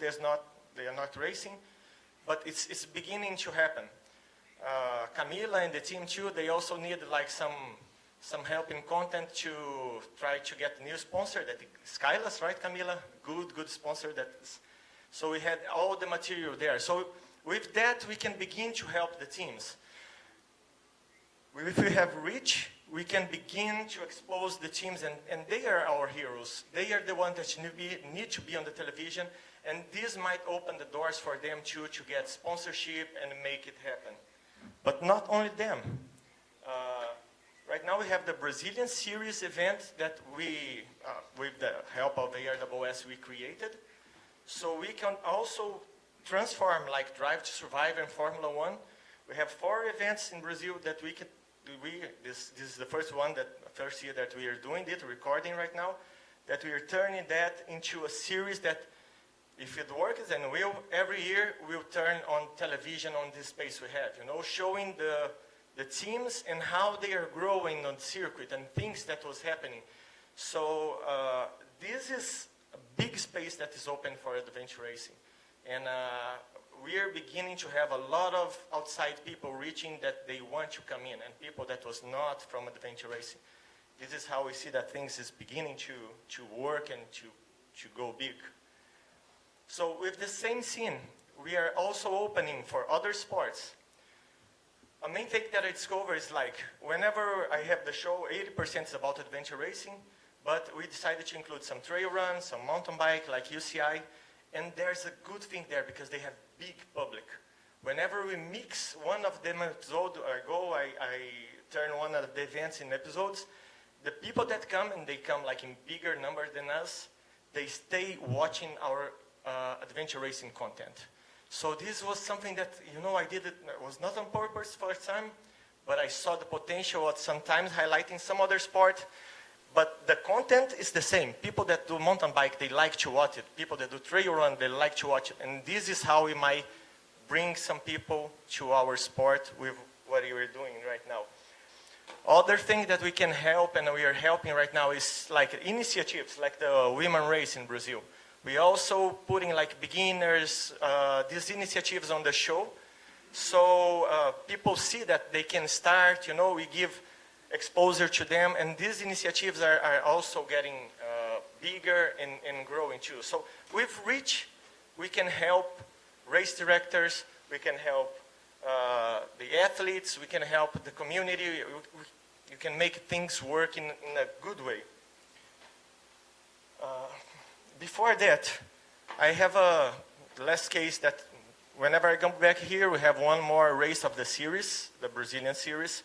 The race director is a nice guy. He had some trouble because the first city hall that he used to have some money from tourism, he took the money off and he was in a bad situation without knowing how he put the race on. So I talked to him. We went together to the second meeting, and whenever he showed the city all the exposure we have in tourism channel and national, he got the money in 2 days, you know. So this is another thing. Now we are going together with race directors also, because whenever we highlight them races, they have exposure, and tourism and this the boards, the government, they like that. So it's opened the doors for the race directors too. We had another case of a race director right now. He was called for the city for that because he was being in the show. It was the first race I recorded, and they wanted him there. So he got the he got the support from government, and next year they want him again because of the exposure. He cannot go to the same place, do the race in the same area. So now we are thinking how we are going to put a second product, maybe a training for adventure race. So now that all the doors are open with city, with government, with money, we can go again and begin to grow the area there. So last but not least, we are not in like France and Denmark. I need to learn more of that, but we are beginning also our school. Right now we started a school in Brazil, also using the space we have in television to promote that. Still a learning curve for us, but inside the private schools, because it's easier to make the business work. And we have our first series of, we have around 40, we used to have 30 kids. Right now, they was here, they called me that they put 20 kids more because they are so sorry for the kids that could not be on the, so now we have like a bigger class. And this is an initiative where we're having adventure racing class inside the school in a private way. It's not with government. In Brazil, government, they are too slow. We need to do it and then get them. And we are writing this method so later we can just give away to other schools that want to implement it. And it's a method where if you want to be a adventure race teacher, you can survive and earn some money on that. So you also, it's a work, guys. We need to live on that too, because it's also a beautiful work. So, yep, that's it. Thank you very much. We have money? No, okay. Time? No, don't have time. Thank you.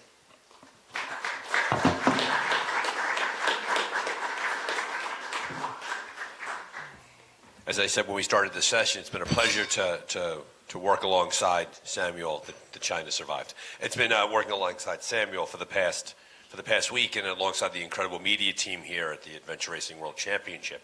I will point out that one energy that he has that comes across so often in the sport, and we could all identify and agree with it, is that he brings an enthusiasm for this work, right? And he loves what this represents to him and to the media does, and to the people he works with, and to the children he takes care of. So, Samuel, it's been a pleasure and honor to work alongside you this week, and it's delightful to see the work that you're doing and setting that model for so many other places. For our fifth session, and this is one that is near and dear to our presenter's heart, it's Stronger Together, Unlocking the Power of Tourism Partnerships in Adventure Racing. It's my pleasure to introduce a passionate leader in outdoor adventure and community development, Lindy Seaton, CEO of Hoodoo Adventures. Not only is she the CEO, she's also the delightful and so excited to have the last racer cross the finish line. So her energy is just here with us right now rather than worrying about the course. With a lifetime of outdoor experience, Lindy has built a career that spans continents. From gaining hands-on experience in New Zealand's adventure industry to creating meaningful, eco-friendly outdoor experiences in her hometown of Penticton, British Columbia. She's not only a business leader, but a community builder using adventure tourism as a powerful tool to foster local culture, connection, and growth. In today's session, Stronger Together, Unlocking the Power of Tourism Partnerships and Adventure Racing, Lindy will share real-world insights on how strategic collaboration with tourism partners can elevate your event and make a lasting impact in the regions that we race through. Please join me in welcoming Lindy.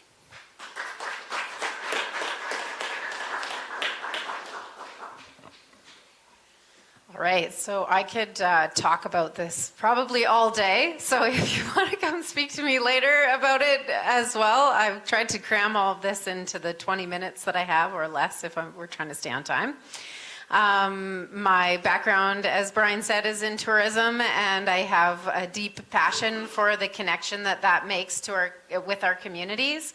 And when I got into the industry, I grew up here in Penticton, which I'm very lucky, but when I grew up here, I didn't really realize how special it was, because you take things for granted when you're a kid and you think everything's boring if there isn't a giant mall that you can go to or something like that.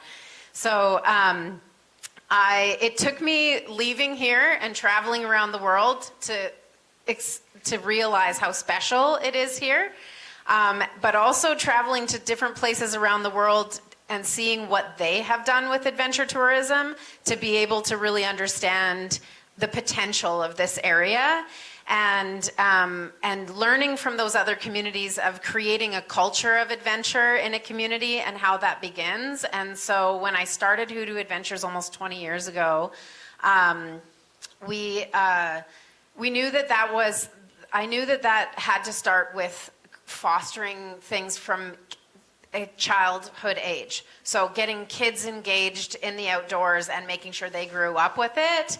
And then that would create future leaders, and they would showcase and have respect for the land, and we'd be able to build this culture where we would be better known for adventure tourism in Penticton. And we also have this seasonality that's very difficult. So we have these big ebbs and flows, which is where the events came in. So it helps us to be sustainable to host events here. So first thing is, obviously you always have to say you're a mom first or your kids get mad at you. So I'm a mom. Also just super passionate about my community, and I find abundance in creating value in my community. That's the thing that's most important to me. I started in adventure tourism, I said 25, but it was probably more years ago than that, but I don't want anybody to know how old I am. And adventure tourism, like our business started almost 20 years ago, which is amazing because we've survived pandemics and floods and fires and, you know, pivot. In our peak, we had a staff of 45. I have cut that back for my gray hair levels in more recent years, and just with everything that we've gone through. And, you know, that's also something about being sustainable, which I'll get into. We've won many awards, Young Business Leader of the Year. Again, just an expert in pivoting. You know, every time we think we're through something, we get hit by something else, and that is part of why we brought this event to this area as well. But we've done everything from expedition races all the way up to, we did, you know, obstacle courses with 3,000 people a day that we were pushing through, and events are near and dear to my heart, and knowing the value of them is it's very important, and that really ties into the tourism piece as well. And my connection to adventure racing, so I did get my start in adventure tourism in New Zealand, which is obviously, it's a very big sport there. And I was fascinated by it, and it covered all of the sports, and it was very brand aligned to my company. But I never really had a chance to sort of get a foot in the door of it. I understand the sports individually, but I don't really understand, I didn't understand the overall adventure racing sport, and maybe to this day I'm still learning a lot about that. But I'm able to like use my resources and bring all those things together. And then it was a racer who came to me years ago and said, what about putting on an adventure race? And she had done other of our multi-sport races and things like that, and asked if I would be interested. And at the time I was looking for something new, and here we are today. So that's how I got here. Some of the things we're going to talk about is the economic impact of sport tourism, which I think is super important, the environment and sustainable growth of tourism and events, the immersion that these events have into the culture of the communities that we travel through. Obviously, health and lifestyle are a big one. Inspirational storytelling in tourism is like the most important thing. You have to have a story, you have to sell a story. And it's the same with events. And to Sam's point of like his TV show, people want to connect. They want to connect with the racers, they want to connect with the communities, and we're all looking for that. So that's a really big part of this. Legacy projects to me are a huge part, and I'll talk a bit about those later, and also tonight at the closing ceremonies.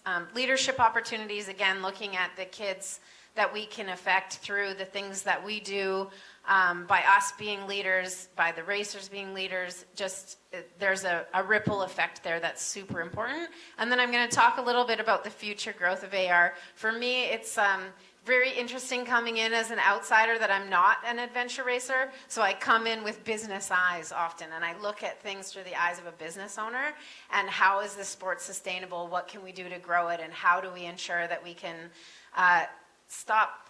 I have to say, like, and I've said this before, the adventure racers are like a million times the athletes of some of the athletes that get paid millions of dollars a year to do what they do.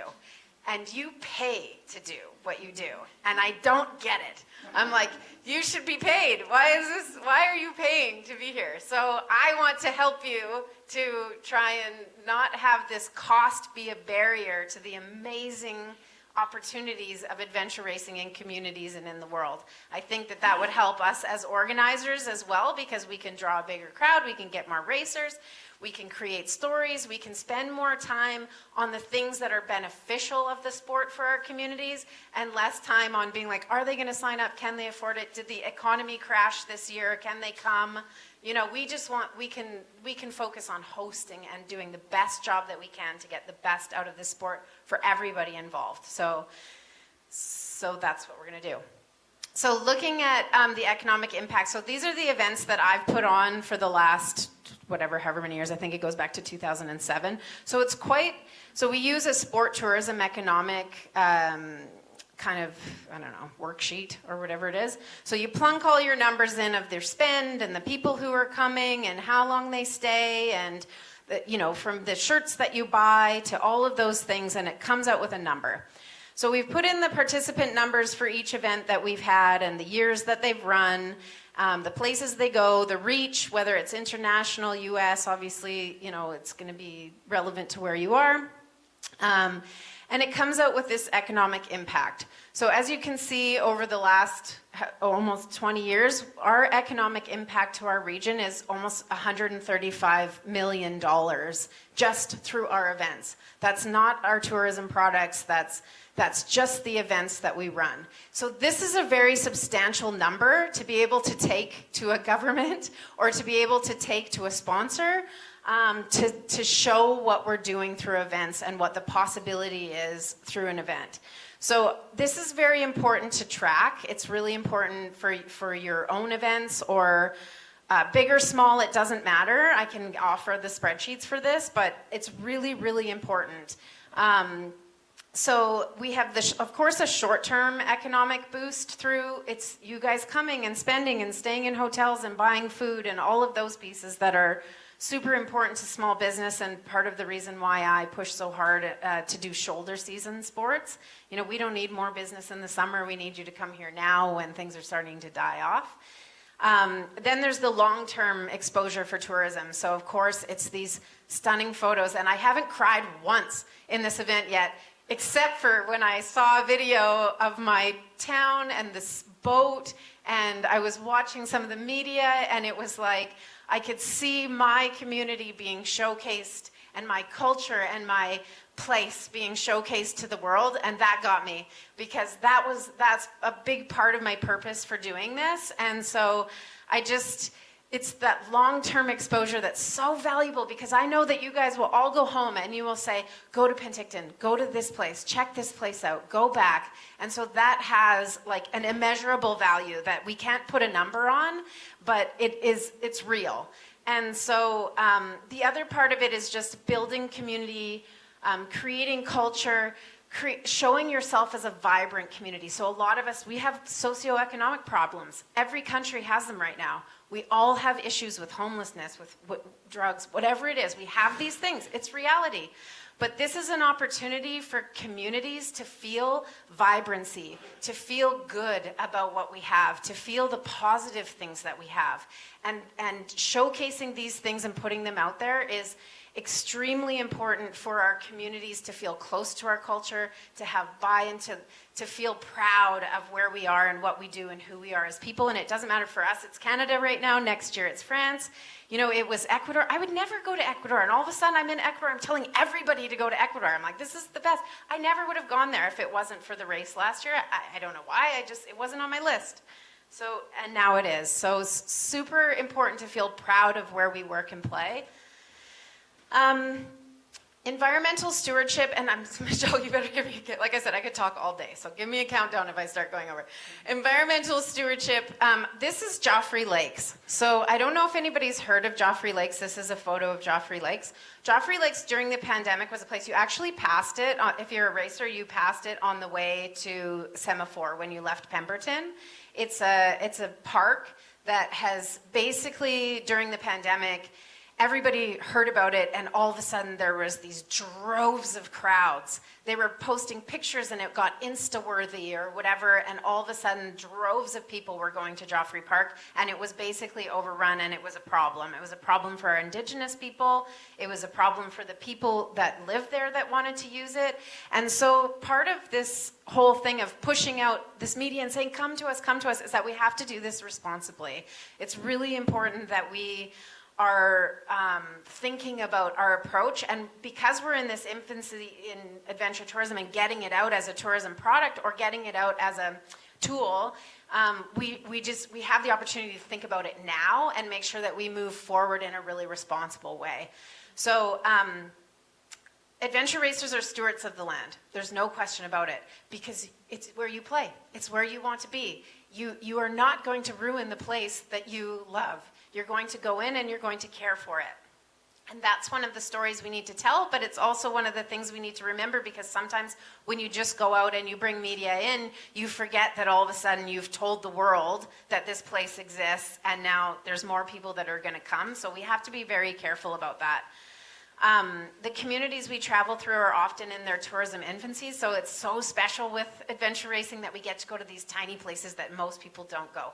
I didn't know that Carpenter Lake existed before we went there, or Seton, or Goldbridge. I grew up here and I didn't know it was there. So now we've showcased these places to the world.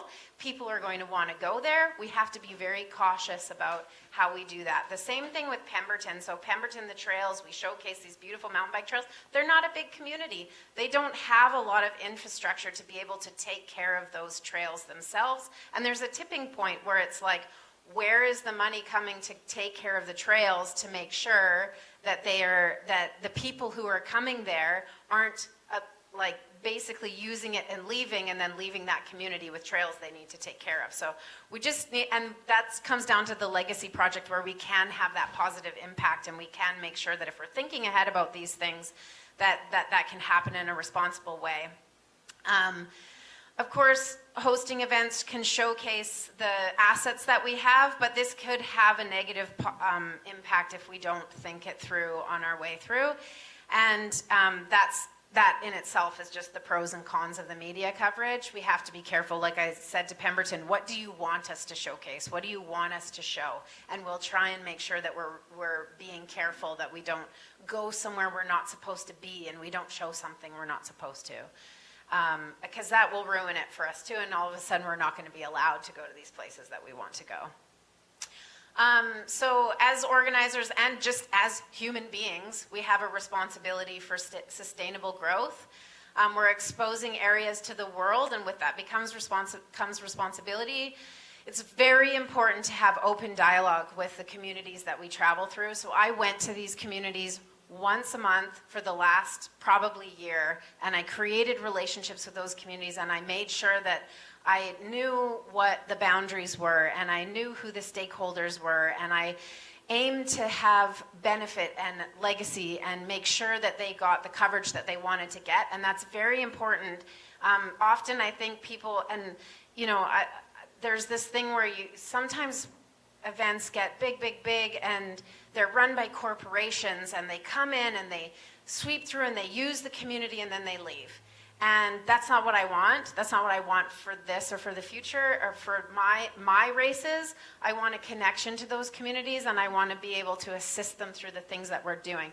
So it's really important to have those meetings with the Chamber of Commerce, with their tourism, with their economic development, with the Indigenous stakeholders, and just have those conversations and just figure out what their goals and how we can align, and then they'll want us to be there. They will be asking us and begging us to go to them rather than us going in there and being like, can you please come? Like, can we come to you? It will be like, we want you to come to us. And you know, and in all honesty, that's where the dollars start to come in. That's where people are willing to spend to have you come and bring your race to their community. So just, being aware of where the focus is going in that region and ensuring we aren't doing more harm than good when we come through, like with any tourism product.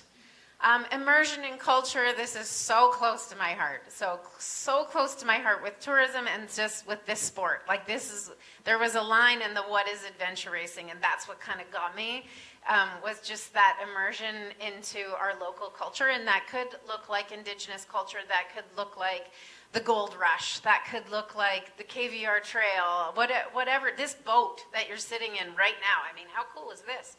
So I think it's very important that stays part of the sport, and it also stays part of the tourism story that we tell, and that connection, and that the media is getting that word out there. And the conversations that I've had with people as they cross the finish line, I think that was felt in our race, and I hope that it sort of sets a standard for that moving forward for those connections.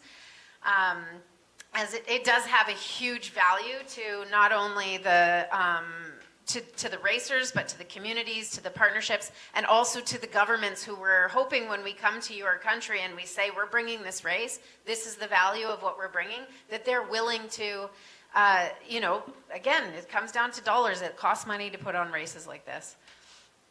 So that's our community. That was one of the pictures that got me teary. That's our little village. You know, we're all walking our dogs down this, I don't have a dog, but if I had a dog, I'd walk my dog through this park.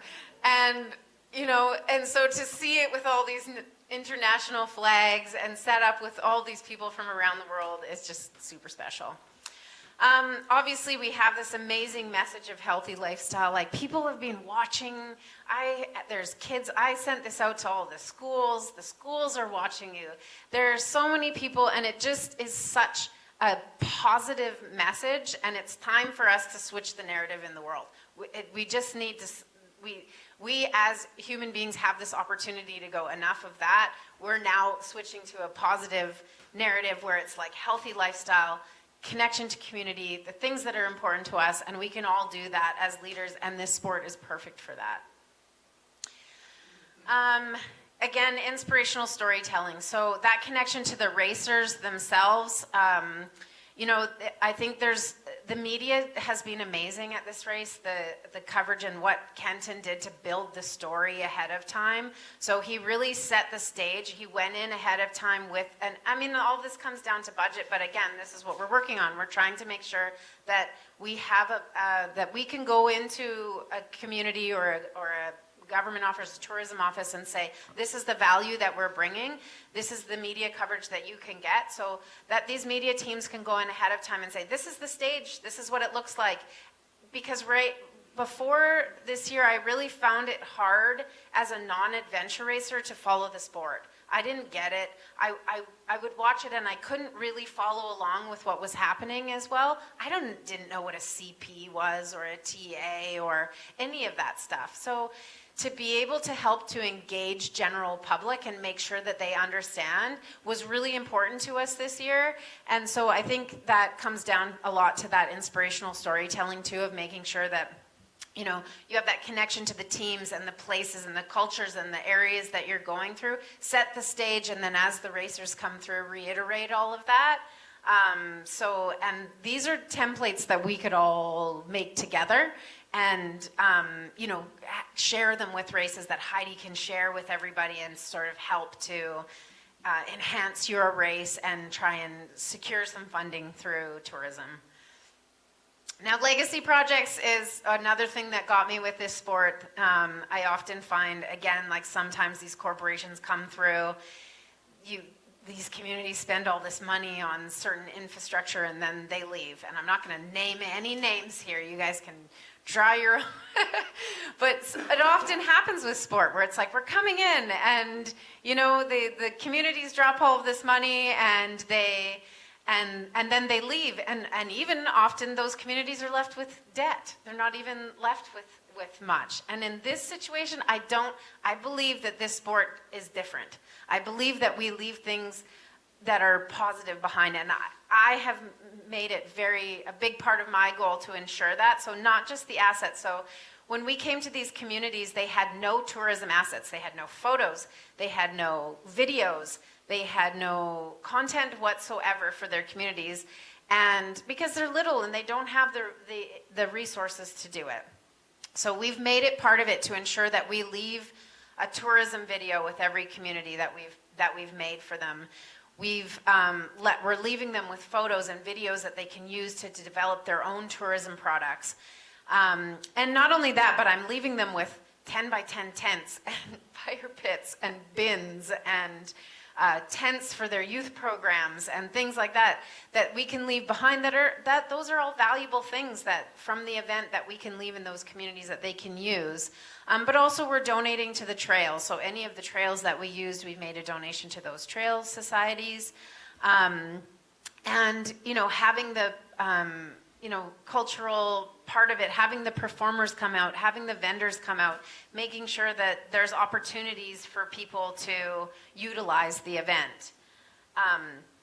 So I think that that's a big thing that when you're selling your event or when we're growing this sport is to ensure that it's understood that there are legacy projects that come with it. And again, leadership opportunities, that's really just us stepping forward, having a template and taking the lead. And that's what we need to do to make this happen and to understand and believe in the bigger picture and the ripple effect of this sport. So again, the business side of things, me coming in with a business brain and thinking, how is this sport sustainable? Like, how do you keep people coming back and being able to afford it? It's so expensive. And it's expensive to organize. It's expensive to race. You're traveling from all over the world. So how do you keep it going and growing, not just going? And so I think that, in my opinion, a big part of that is to create a package that sells this sport to our government, to our governing bodies, to sponsors, to larger sponsors, and working together, no matter where you are, with your events and bringing that information together. For Heidi, give it to Heidi, make sure she has it, make sure she has the reach, make sure she understands, she knows, has all of the numbers. Ask me for the spreadsheet of your economic impact so you can do the math on it and figure out what the spend was in your community, because then we can take that to larger sponsors and we can take that to communities or people who want to host us, and we can start to build that out in advance and have budgets in advance, so we're not all struggling going, or can we afford to put that tent up in that transition area? Or, we actually, it makes things a lot easier for everybody involved. And am I running? Because you're sitting there. Okay, questions? If you have questions, I am here to answer them. Or you can always email me, and I'll give you the easiest email I have is events@hoodooadventures.ca. If you have questions, want a template, want to discuss this topic further, I would love to do that. And other than that, thank you.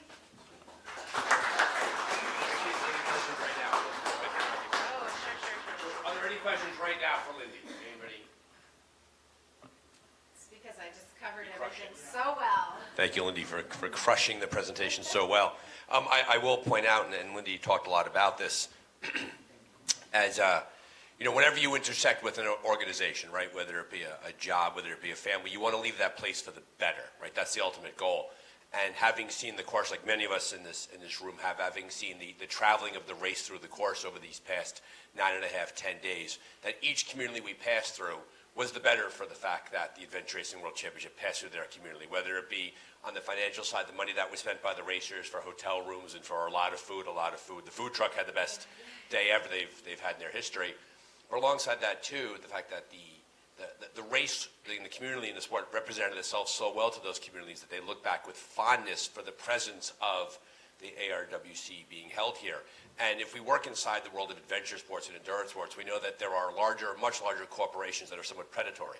They go into towns and they sell these pitches, and towns spend a lot of money to make the event happen. Hello, can you hear me? And then when they're done, hello, Jesse. And then when they're done, the company just leaves, and they leave behind some wreckage, if you will, for that. So to that credit, congratulations to Lindy and her organization for leaving all of this for the better. So thank you for that. Thank you. Fantastic. Also look forward to the sleep you're going to get tomorrow. Okay, so behind me on the screen is that we have Jesse Tubb. Jesse Tubb is not only is he a good friend of mine, but it's delightful to see him up there. But Jesse Tubb is an adventure racer. Hello, everyone. Can you guys hear me? There you Thumbs go. up. We're waving to Jesse. All right. Awesome. Very nice. We'll do the introduction now. So All please right. join me in welcoming. I guess I'll dig right in, right? Hold on. So I'm Jesse Tubb. This is Jesse Tubb, everybody. Go get him, Jesse. I am honored to be here. Thank you, Michelle and Heidi, for inviting me to speak at the conference. I hope that this information will be helpful. I am going to figure out how to close the chat and share my screen in a second. Here we go.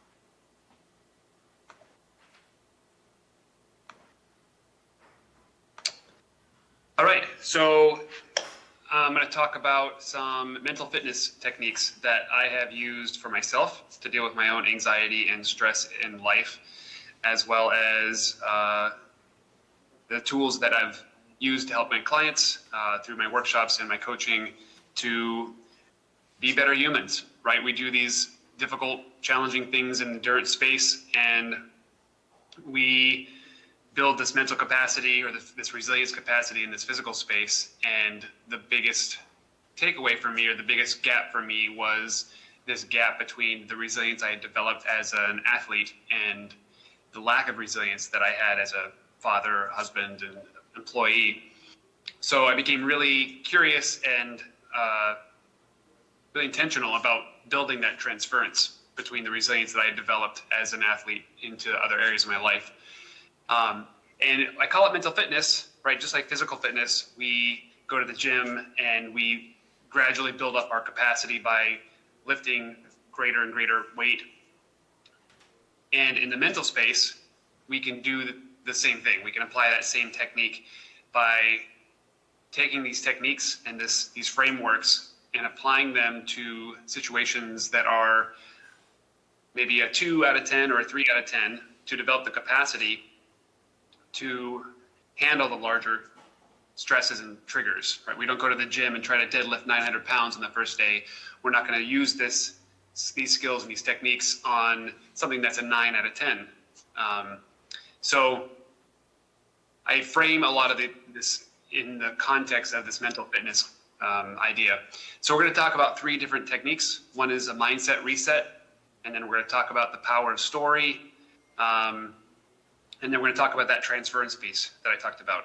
And just real quick, what I've done during the pandemic, about 5 years ago, I created an adventure racing program for kids, because I felt like this sport was an amazing vehicle for teaching resiliency, because there's all the teamwork aspects.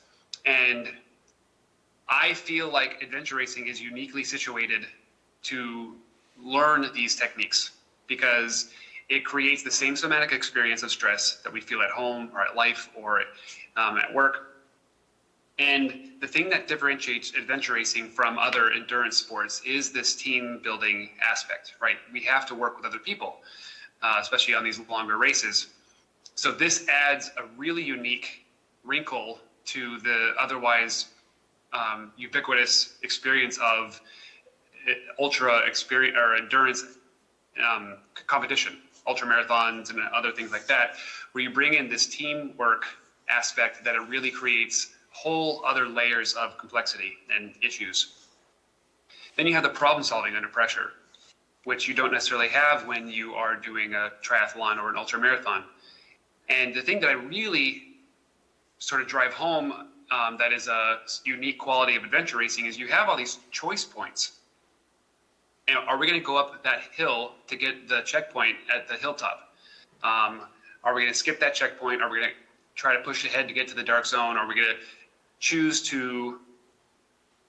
our path, right? We have we're constantly in a place of choice in adventure racing, whereas that doesn't necessarily come up when we're doing other endurance events. If you want to do a 100-mile ultra marathon, you have to do the same course that everybody else does. In a lot of adventure races, you have this power of choice. And so you're constantly faced with this task of, am I going to continue? Am I going to push harder, or am I going to let off the gas? And so because we are constantly faced with that throughout a race, that builds our capacity, right? We're going to the mental gym multiple times throughout a race, oftentimes, especially when there are optional checkpoints. And then clearly the duration, and I don't need to speak to anybody who just completed the 9.5-day race, but adventure racing is obviously just much grander in scale than most other races. And so I created the youth program and paired it with this mindfulness-based resilience curriculum. So I really feel like this is the perfect vehicle for teaching a lot of these skills that we're going to be talking about. So the first skill is a mindset reset. And what I'm going to invite you to do is I want you to bring to mind a recent event that was somewhat challenging or triggering. And again, pick something that's a 2 or 3 out of 10. Maybe someone messed up your coffee drink this morning. Maybe there was a mild annoyance with your teammate or on the race course. You want to pick something that was recent enough that there's still some emotional residue around. Where when you think about the situation, you can still feel some physical sensations, or there's still some frustration or annoyance or some sort of emotion around that event. So I'm going to give you just about 10 or 15 seconds to bring that to mind.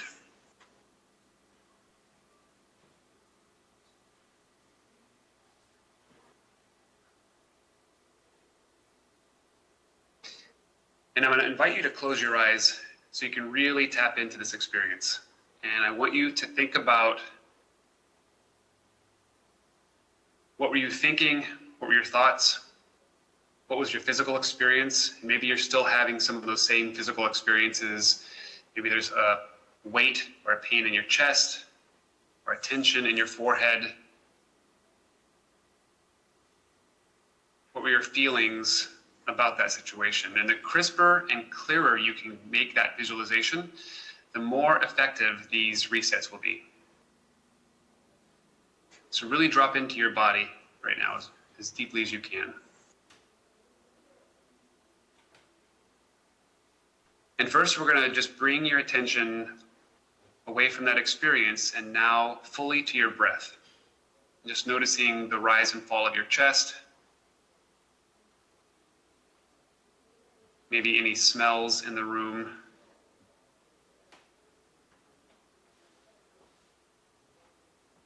The smell of the person next to you.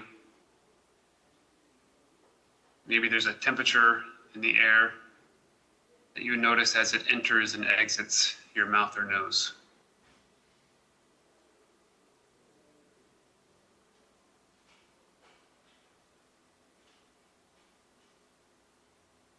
And now shift to your sense of touch.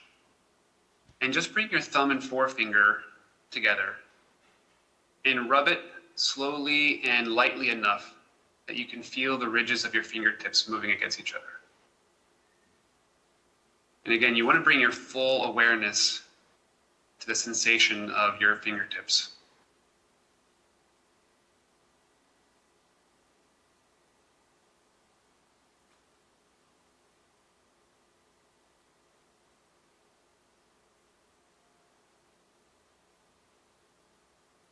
And now we're going to shift to our sense of sight. Slowly opening your eyes if they were closed, and find an object in front of you, maybe even your hand, something that's kind of familiar. And as you look at that object, I want you to bring a beginner's mindset to it, as if you're seeing it for the first time, and see if you can notice 3 things about that object that you didn't notice before. Texture variations, colors,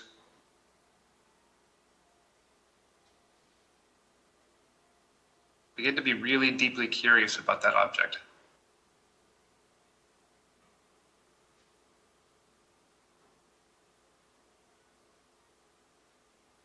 And lastly, shifting to your sense of sound, you can close your eyes again if you want, identifying the furthest away sound you can hear. Maybe it's outside the room.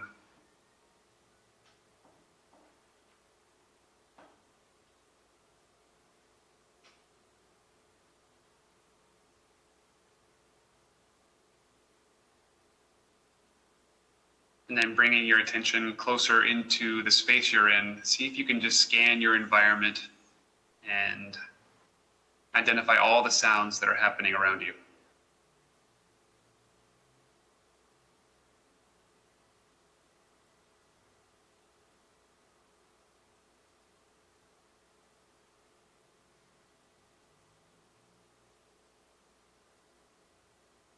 And that's it. Those are the mindset resets. And that took about 2 or so minutes. And what you'll find is one of these 4 resets will resonate with you more than the others. And so I invite you to experiment with the 4 of them. For me, the sense of touch is a really grounding pathway into resetting my mindset. If someone cuts me off on the road, I can feel the texture on the steering wheel, and that just allows me to short circuit the story that I'm telling myself, begin to be more present, and quiet down the physical experience that I'm having.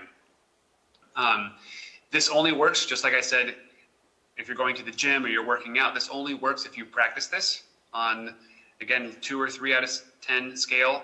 And then over time, the more you practice, the more you'll be able to apply this technique to larger and larger triggers, so you can reset more often when you're getting triggered by bigger things. So I love this quote by Viktor Frankl, and this is why I feel like this mindset reset is such a pivotal tool in the mental fitness tool belt, right? Your BAT utility belt. Between stimulus and response, there is a space. And that space is our power to choose our response. And in our response lies our growth and freedom. And it's that space that this mindset resets allows you to be in. Because oftentimes you have this stimulus and we have a reaction, right? We have an event and then we do or say something right afterwards and there's just no gap. And oftentimes that happens when we're angry, frustrated, or disappointed, when we get overwhelmed by the event and there's no gap and we just say or do something right away. And oftentimes that's powered by, again, challenging or negative emotions, and that often leads to regret. And what we want to do is be able to catch ourselves. And oftentimes I use the metaphor of computer coding. So generally there is one line of code that says event. And then there's another line of code that says react, and there's just nothing in between. This mindset reset adds a line of code that just says pause. And when we pause, we can shift from react to response.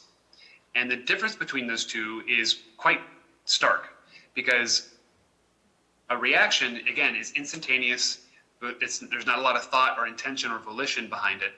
When there's a response, it's more in alignment with our values, it's more in alignment with who we want to be and how we want to show up. And there's thought, there's premeditated energy into what our response is going to be in that situation. And he talks about this power, right, to choose our response, because the reason why I have the image of a steering wheel on the mindset reset is because a lot of times we can feel like we're just sort of being batted around, like we're not really in control of our actions or our thoughts. And these mindset resets allows us to grab the steering wheel and be in control of where our life is going. And there's real growth, and that's where our growth and freedom is. And before I continue on, I just want to double check, Michelle, what time do you want me to stop? Because I know we're running behind a little bit.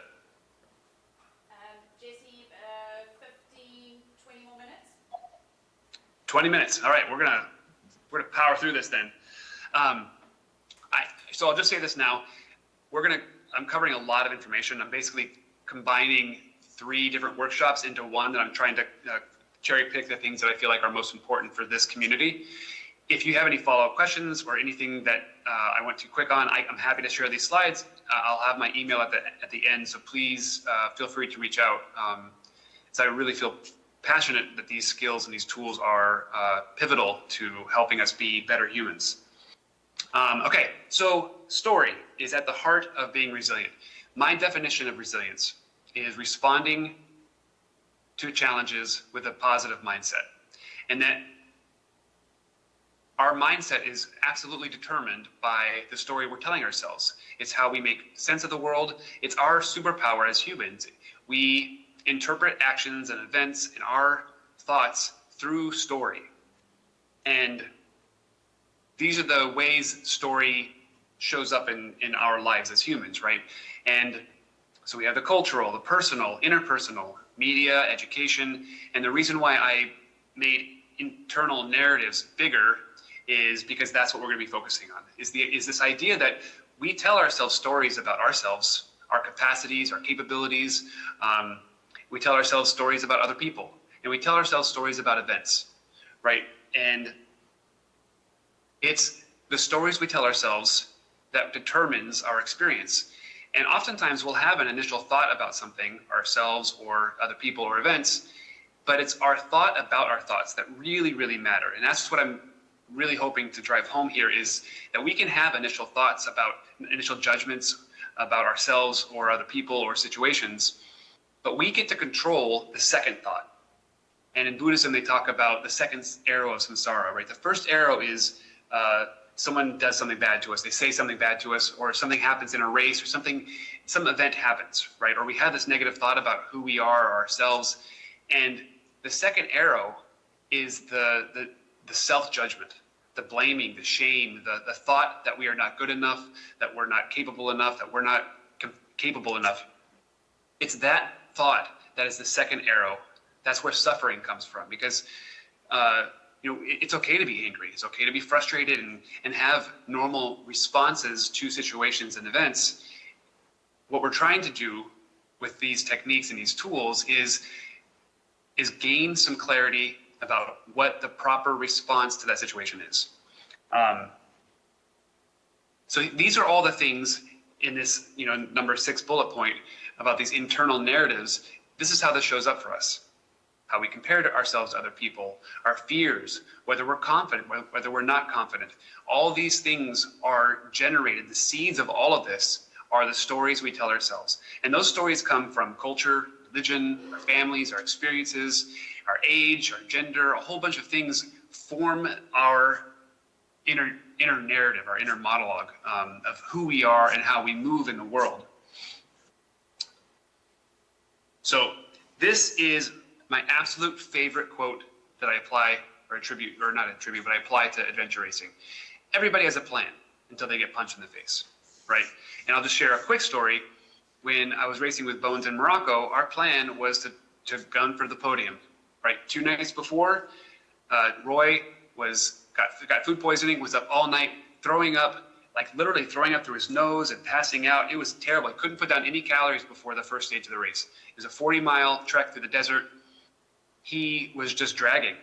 And in that moment, especially after the first leg of the race, we were not anywhere close. I think we're 22nd place overall, 23rd place.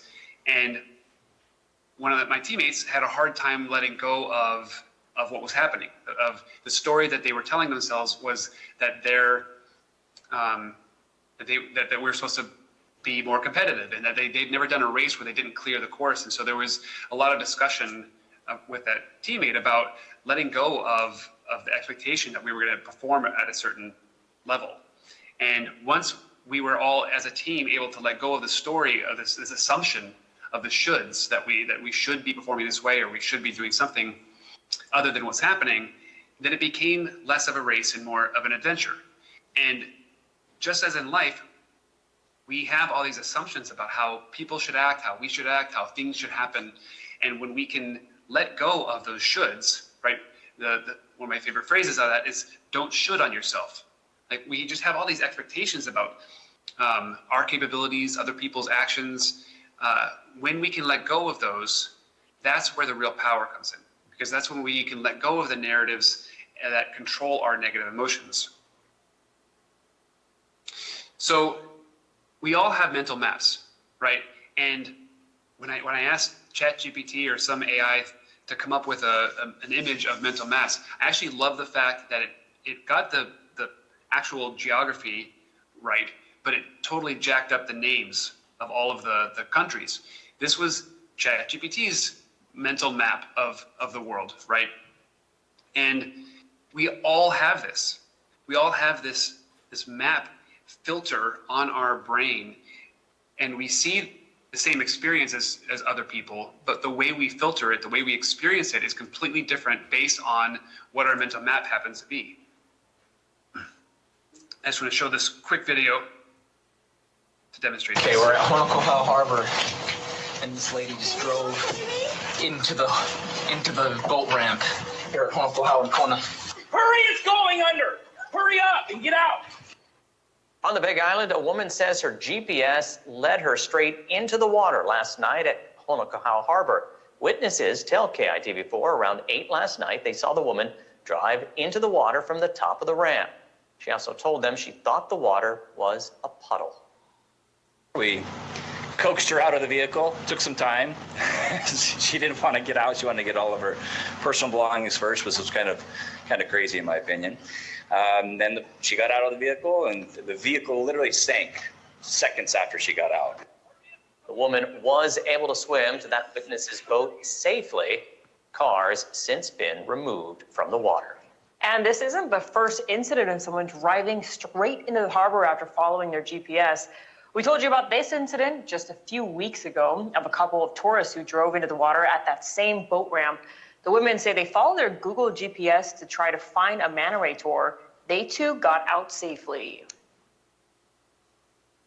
Yes. So what I love about that, hang on.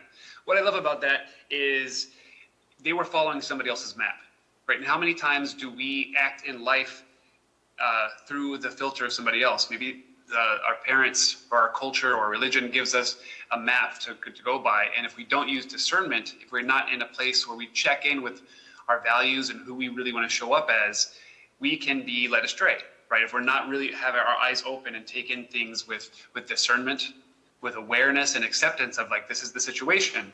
How do I want to respond to this in accordance with my values in this situation? So this is a great example of perspective. This is the exact same map with different overlays, right? And I use 4 as a perfect example, or as an example, because we have teams of 4 in adventure racing, and you go through the same experience. You are all having the same race experience, but everybody is experiencing the race completely differently. And imagine trying to navigate to the same location. I don't know if you can see my cursor, but so there's a little tent area over here on the southeast side. So if I were to tell you we need to find this tent area on the southeast side of this ridge, imagine using different maps to navigate the same area, but we have different ways of viewing the situation. And that happens all the time when we give people direction or we're communicating with people. They have their own map. And without a sense of perspective, without understanding that people are going to not only interpret what you say, but they're going to hear what you say, and they're going to filter the information through different lenses, that is when you can really begin to have empathy and connect with people. And this is super important when you're racing, because people can be caught in their own story, right? Their own map of what should be happening, and they are just in the suffering soup, unable to get out of it, and maybe they bring the rest of the team down. But when you can step back as a third person or an outside person, you can step back and realize, okay, they're having this experience. What can I do in a situation to help them? Understanding that they're having a different experience based on their own values, their own experiences, that then you can lean into empathy, and then you can begin to connect on a different level other than just being frustrated that they're not acting the way that you want them to act.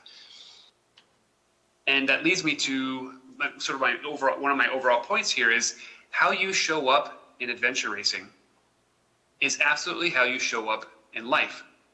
The things that frustrate you about your teammates, the things that frustrate you about the race course, about the weather, about your gear, about all the things that you struggle with or you are challenged with emotionally on the race course is absolutely showing up at home. And if there isn't intention behind developing an ability to navigate and manage those triggers on the race course, your odds are that you're also not doing that at home. Real quick, I'm going to pause for just a second. Are there any questions about anything that I just sort of vomited at everybody? Because I know I'm going quick, so I'm trying to get through everything. Any questions, guys? All good. You can carry on, Jesse. Okay. No questions.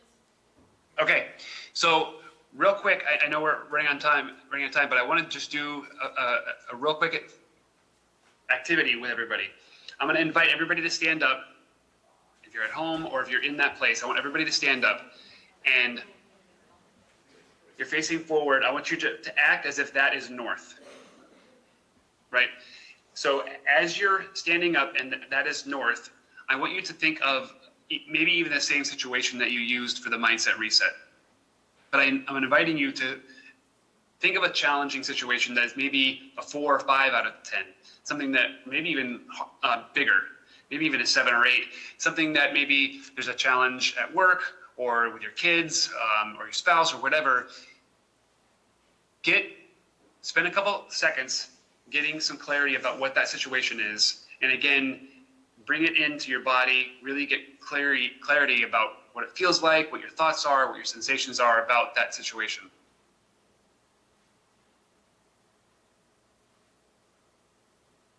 Again, something you're frustrated or annoyed with, angry. Drop into your body and see if you can notice where it's showing up.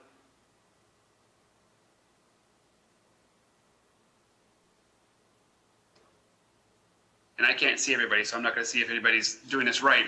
But this is your perspective on that situation. Now what I want you to do is I want you to turn east. So turn 90 degrees east, and we're going to see who our navigators are in the room. Once you turn east, now I want you to take the perspective of the other person. If there's somebody else involved, what is their perspective on this situation? If there's nobody else involved, take the perspective of somebody close to you, somebody else, a neutral third party.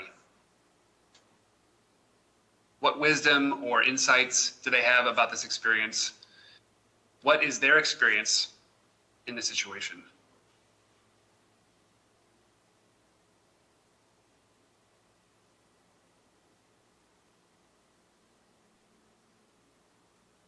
All right, next I'm going to invite you to now turn south. So turn another 90 degrees. Now I want you to imagine someone you really admire, a wise friend, a religious leader, maybe a famous person who can bestow some wisdom on you about the situation. What would they say to you about the situation? What would their perspective be?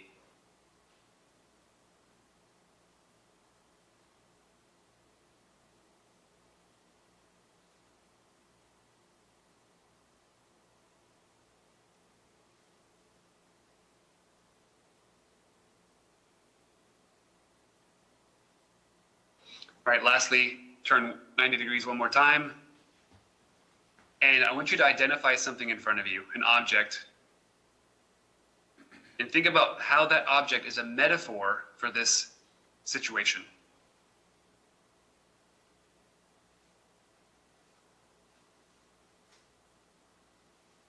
Maybe there's somebody really tall in front of you and you can't see. So how is that a metaphor for this perspective to you?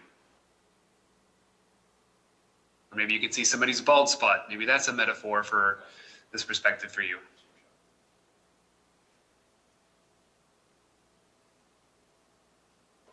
And lastly, return back to north and just take about 20, 30 seconds to see how your perspective has changed. And while you're doing that, I invite you to do one of the mindset resets.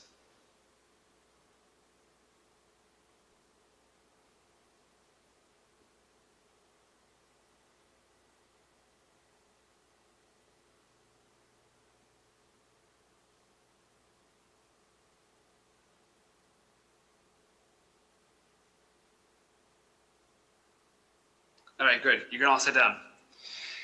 So sometimes literally changing your perspective, right? So we're shifting our perspective literally physically in the room can figuratively change your perspective on a situation. So if you're feeling really stuck about something and really hung up, like you just cannot let go of your frustration or your anger about something, using that technique of just turning 90 degrees and taking somebody else's perspective, using an object as a metaphor, taking the wisdom of a loved one or someone you respect, can all be really helpful to just allow you to step away a little bit and get some contextual, or the context, give you some context about the situation.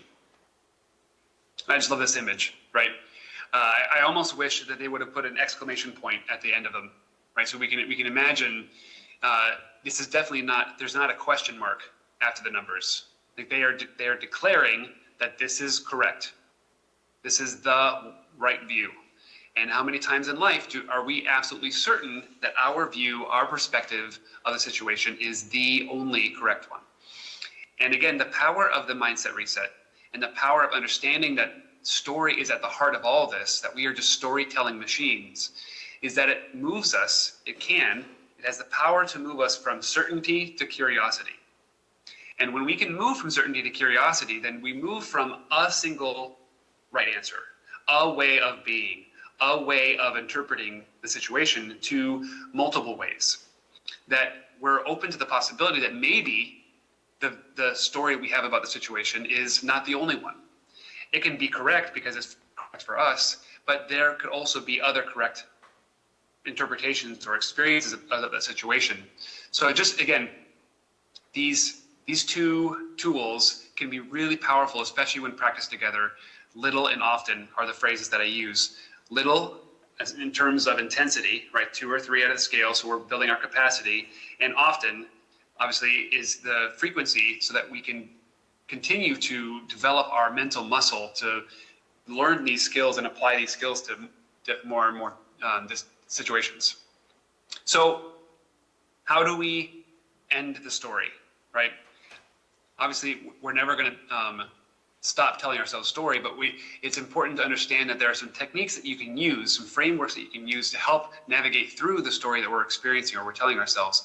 And I'm going to go through these really quick, so I encourage you to screenshot them if you find that these are helpful to you. So first, you have to catch the story. You have to be aware that the story is even happening. And that's where the mindset reset is really powerful.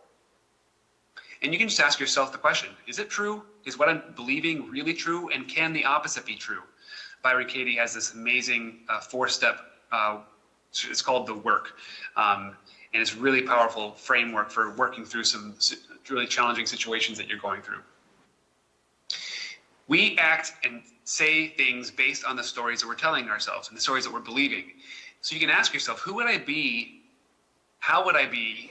How would I be showing up right now if I didn't believe that the story was true? If I didn't believe that my spouse was cheating on me, or if I didn't believe that the guy who cut me off is a jerk, like how would I be showing up right now if I didn't believe that that was true? And that, again, that can move us from certainty to curiosity about our experience.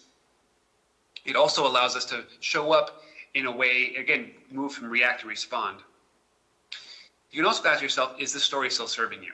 One of the metaphors I use when I do some of these workshops on mental maps is oftentimes we're operating on old maps, right? I'm sure many of us have had experience of racing with maps that are outdated, that are decades old, and so things are incorrect in those maps.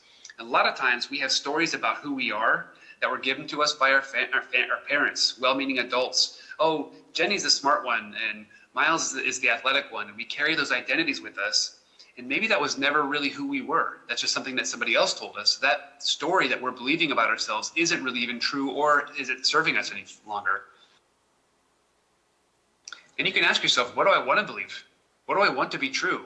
Do I want to be confident? Do I want to be competent? Do I want to be successful? Like whatever story you want to believe, you can take a playful approach to it and play with different identities and different stories that you're telling yourself about yourself and other people and situations.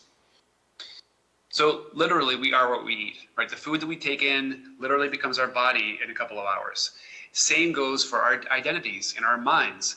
The books you read, the podcasts you listen to, the people you hang out with, all those things work together to create our mental maps, the filters that we use to experience the world. So be careful, just as I'm sure many of you are very intentional about what you feed your body, be just as intentional about what you feed your mind. And you can reframe the story. Right? You can shift from failure to I'm learning, right? So there's ways to play with words, like adding the word yet to the end of a sentence, or adding the word maybe. When we make a declaration about somebody or a judgment about somebody, we can add the word maybe to the end of that sentence, and that could really help to reframe that story. Again, test out different stories. Take a playful approach to this whole thing.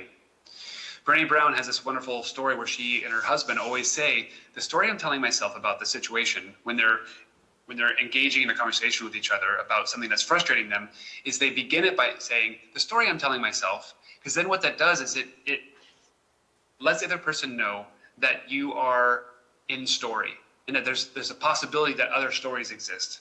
When you make declarative statements, then people can be defensive, right? And it puts up walls, and that's where a lot of conflict can happen. This delivery, even when you're just talking to yourself about situations, you go, well, the story I'm telling myself about this situation is this. You know, even if you're talking to yourself about it, but that is really a great way of softening the impact and the solidity of the story that we're caught under. And you can ask yourself where the story came from. I did a workshop a couple years ago where I did some value mining exercises with them to identify what the core values are. And this 82-year-old woman looked up with tears in her eyes, literally saying, I've been living my mother's core values my entire life. 82 years old. And so a lot of times just understanding where the stories came from, and again, checking to see whether they still are valuable. Little and often, right? Test this out, figure out what works best for you as often as you can on those little situations. All right, I'm not going to go into this. The heart of why I'm passionate about this transference piece is I did the rim to rim to rim run with my buddies over a weekend, had a terrible experience. It was really hard. We've all been there, so I'm not going to bore you with a story of endurance. But what happened was, got back to work on Monday. My boss held us over by 10 minutes, and I lost my mind.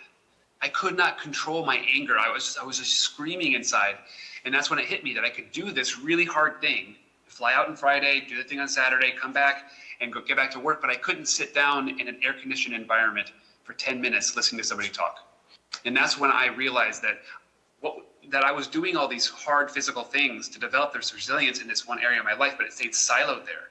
And that's when I became really intentional about building this bridge of transference. And this is why I have this image of this bridge with the individual rocks, right? Step by step, little and often, that we can build the bridge of tapping into the resilience that we already have and use that resilience in other areas of our life, right? So this isn't Las Vegas, right? These races, these experiences, what happens on the race course should not stay on the race course, right? Be intentional and deliberate about taking the experiences and then the wisdom and the knowledge that you gain about who you are and your capabilities. And I mean, because that's the beautiful thing about adventure racing is it strips you raw, right? You're hungry, you're sleep deprived, and it really strips you bare to see who you really are in those moments. And we learn a lot about ourselves, but oftentimes it'll trickle over into our life a little bit, but you can really build this bridge and have an effective gateway into applying the resilience in your physical environment into other areas of your life. So I use the Ironman arc core reactor as a metaphor. Like, we have this power of resilience, and I talk to everybody in some capacity is resilient somewhere in their life. We have this sort of David Goggins one-dimensional view of what resilience is a lot of times, but everybody's resilient somewhere. So identifying where you're resilient is absolutely key, and then using that as your source of power to be resilient in other areas of your life. So this is my framework. This is my suggestion for how to effectively build that bridge, right? Identify where you're resilient. How do you show up? What are your thoughts? What are your beliefs? What are your actions? Like, be really clear about how you're showing up in those moments where you're really resilient. And then write it down, capture it, understand what led you to be able to be that resilient. And then tap into it. Be able to tap into that reservoir of resilience that you're creating, so that you could be a better spouse, a better parent, worker, friend, employee, all those things, right? So we can be more resilient human being. And then train it, little and often, and then live it, right?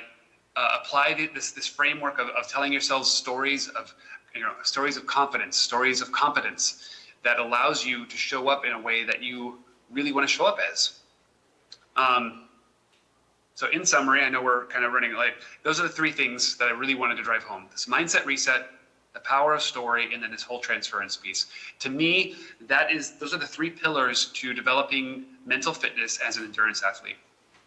And the last couple things I'll say is, Rochelle Popeka, she's a PT and an adventure racer. She and I collaborated to create a 2-week taper before a large event. So she did all the physical things. She's a PT.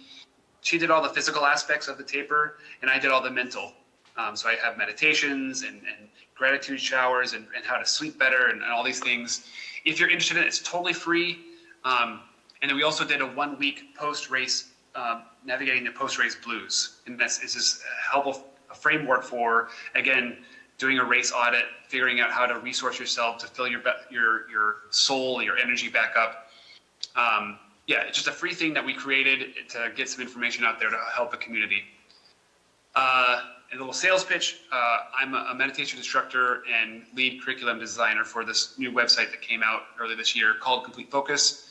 It combines breath work, brain training, and meditation, mindfulness, to help athletes and students become more mentally fit.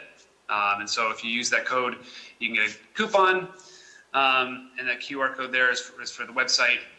And lastly, there's all my information. Like I said, really passionate. I retired from the Army to do this work more full time, these workshops and adventure-based facilitation. I'm really passionate about getting this stuff out there, and the community's given me a lot, and I'm grateful that Heidi and Michelle have given me this space to share some of this. So reach out to me. I'm happy to bounce ideas off you and to continue the conversation. That's a picture of my son just having a great time. I just love including that image up there at the end of the slides. And just having fun, right? Sense of play. Bringing a sense of play to this, I think, is super important too. All right, I rushed through all of that, so hopefully. Shame, Jesse. Let's just check. Any questions from the audience for Jesse? All good. Jesse, thank you so much for your time today. It's great to thanks, see Brian. you. And we will catch up with you later. So thank you very much, Jesse. We will share your information with all of our attendees. Have a great day. Okay, thanks. National Adventure Racing Conference being held here at the SS Sicamous in beautiful Penticton, British Columbia. So for session 7, we have adventure racing rules in focus, interpretation, evolution, and the road ahead.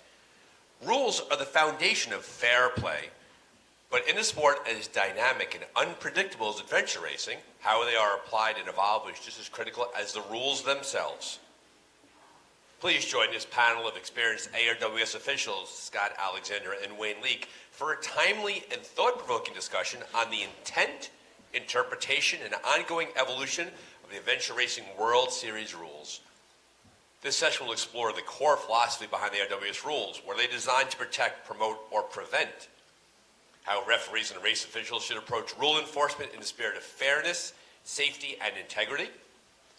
A candid look at specific rules currently under review, what's creating friction or confusion, and what potential changes are being considered.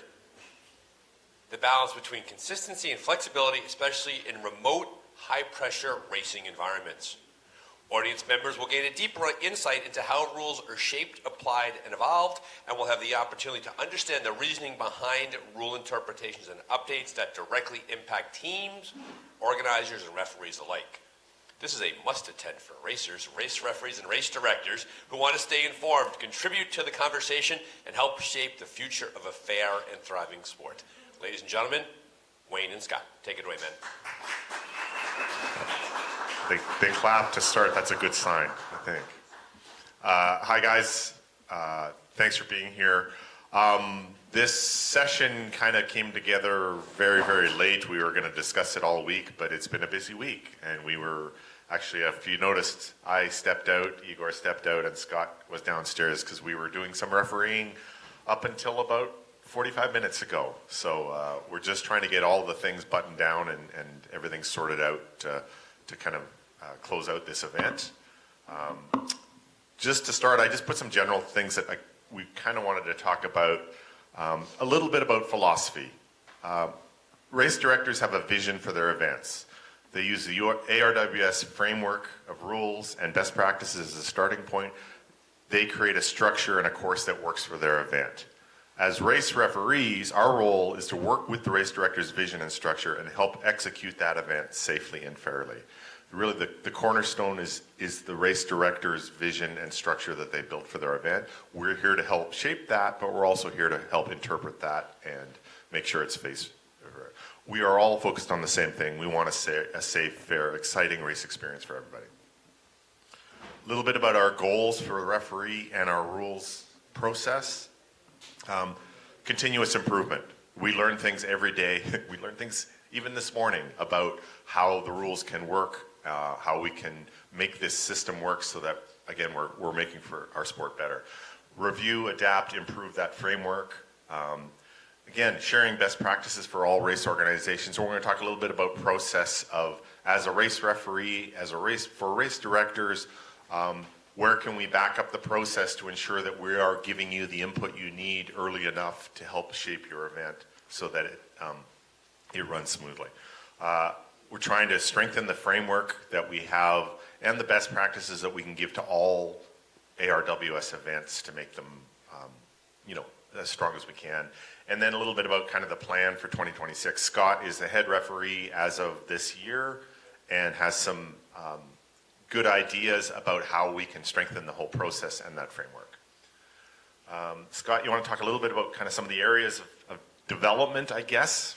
Yeah, no. So at the moment, looking at the rule book, we're mindful that there are many sections within the rule book, so we're trying to work a way of making it simpler and to make it a little bit more easier to read. So we're currently undertaking a review of the rule book, and hopefully by the new year that will come out for review and consultation with everybody that's part of the sport. We're looking at the mandatory gear and a little bit about that starting process and that starting point, so making sure that everybody has that consistent starting position, what it all means. Also looking at how we can adapt for each race director's events. So there are some rules, there's some mandatory kit that is not needed or may need to be enhanced. How do we make sure that the teams get that information in a timely manner? I think about the start of this race and the high-vis jackets, how that was a little bit of a challenge to keep going back and finding ones that were legal and appropriate for that. And we also had the ribbon knife there. Also, as technology evolves, how do we capture that? How do we adopt that into our sport? How do we make sure that that's equal and fair for everybody, that we don't seem to be running down an avenue or a path that will lead us somewhere where we don't want to be? So maybe bigger bikes, different types of bikes, bike boxes. So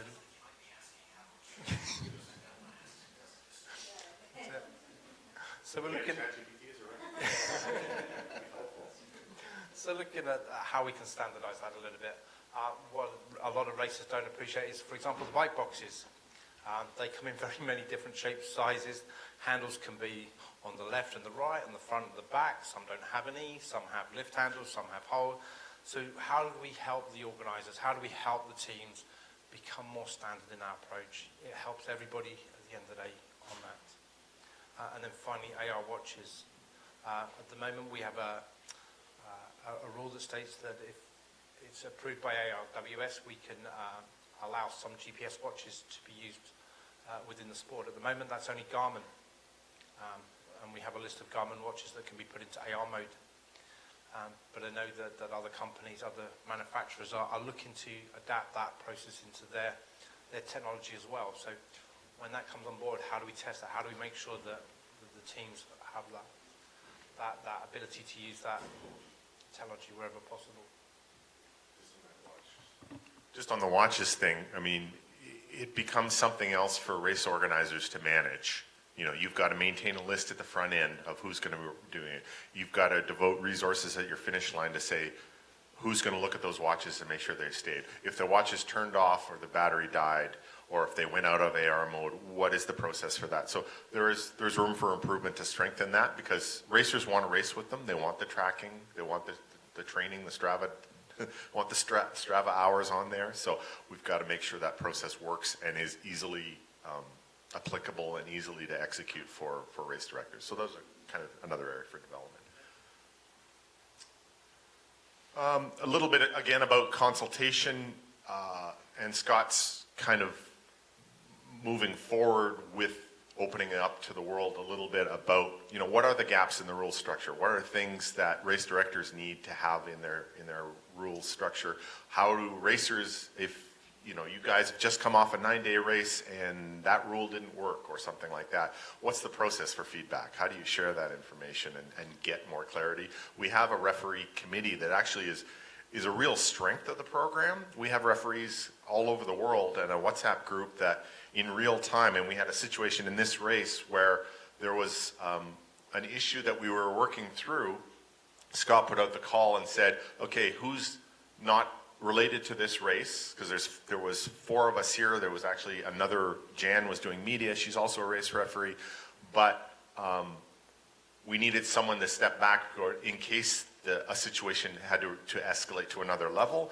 We had, 5 different referees in South America and Europe basically ready to say, great, I'm ready to jump in and step you. I first met Igor in Expedition Ozark because he was home in Croatia and I was in the middle of the night in Arkansas and I had a situation I had to talk through. I reached out and said, who's alive, who's awake? And he was in Europe and he was ahead of things and we jumped on a call and we spent 20 minutes talking through it. So there is a good program there. There is a good set of resources. And again, we're all focused on the same goal. We want to make sure it's fair and that it works. Yeah, no, really key there is that it's just, we have so many different nationalities, cultures involved in the rules as well. So what may mean something to one nationality or one group of people may mean something totally different to another group. So by having the referees all over the world enables us to really, I don't know, use that as a support or a network for you as competitors and race directors. We, again, talking back to our process of helping the race directors develop a strong process and a strong structure for their event, and then that translates into, is the mandatory mandatory gear list for your event strong? Is the maps for your race strong? Is the race book for your event strong?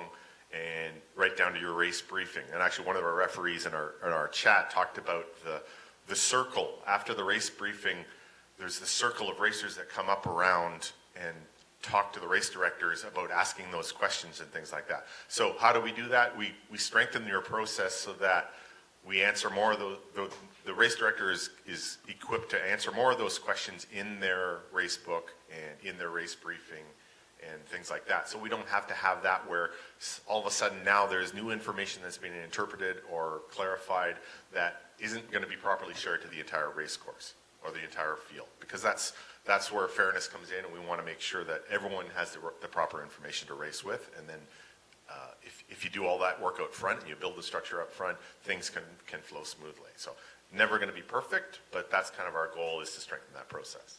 Yeah. So on the second question there, how to provide feedback on the rules, I think it's just really important that the communication is open.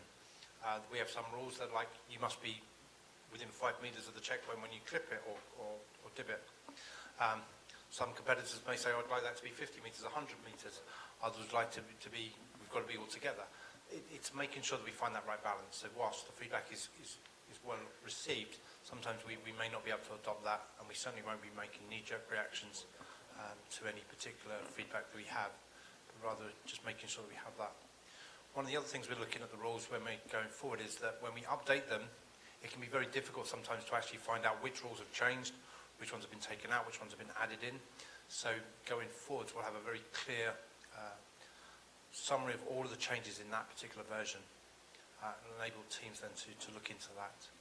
But I think number one, what I find when I'm a referee is that people just don't read the rules. They don't understand the rules, or they interpret it in so many different ways. So by helping us, by providing you feedback, we can look to either simplify them or merge them together or add a whole section if we need to. All right, I think that was kind of our big picture. Brian, did you have any kind of big picture questions for us as referees and rules? Yeah, the first thing I thought of in terms of this, we talked this week about this, and I think first things first, the fact that the sport has to grapple with an evolving rule structure is very good, because it shows that the sport is growing, right? If the sport was declining, if information was going away, if interest was down, we wouldn't have to worry about bike boxes and types of bikes being used in AR watches, right? The fact that there's an inflow of people into the sport, the fact that the sport needs to consider rule structures means that the sport is evolving and growing along the way, right? There are sports organizations that are stagnant, that aren't growing. So having this conversation is essential. So thank you for that. The second thing in terms of the moderation here today is that we want to certainly give an opportunity for folks from the audience, and Michelle's kind enough to move the microphone around, is that if I understand correctly, the goal of the conversation, the moderation, is a big picture conversation around the rules and the evolving nature of them and things like that, and to stay from the minor but more macro. This is a key feedback opportunity for the head official and for officials everywhere, and you mentioned they're across the globe. to really be thoughtful about what's going to happen here. And this opportunity doesn't really come up a whole lot, right? And so this is a really poignant, special moment now to give that direct feedback in a group to an online audience about the rule structure. So I think that's a good way to do our moderation here. We will take questions from the audience, thoughts. I think comments are as good as questions, right? Feel free to share what you think with the audience at home and the audience here. And also questions, too, for the officials make sense. So comments or questions are a way to go.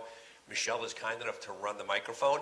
It's always tough to get the first person to go, so be brave and ask that first comment or question. Jason Magnus, there we go. Here we go. Just while the mic is going, a little bit about the goals for rules and our whole process is there are going to be, as you know, there's ARWS, there's World Championship races, then there's expedition level races, and there's regional races. But as the rules and referee program, we should be providing support down to the regional levels, almost down to the day level. But if the structure works, then I had a race director in Tierra in Kansas who actually reached out to me on WhatsApp saying, I have an issue with this. She didn't have a referee at her race, but she now knows and understands that there's a referee resource to her as a regional race director. So that's part of it, is we can strengthen the process and the whole structure, then it can trickle down so that we are providing support across the sport, not just at the ones where we actually have physical referees on site. So, Jason.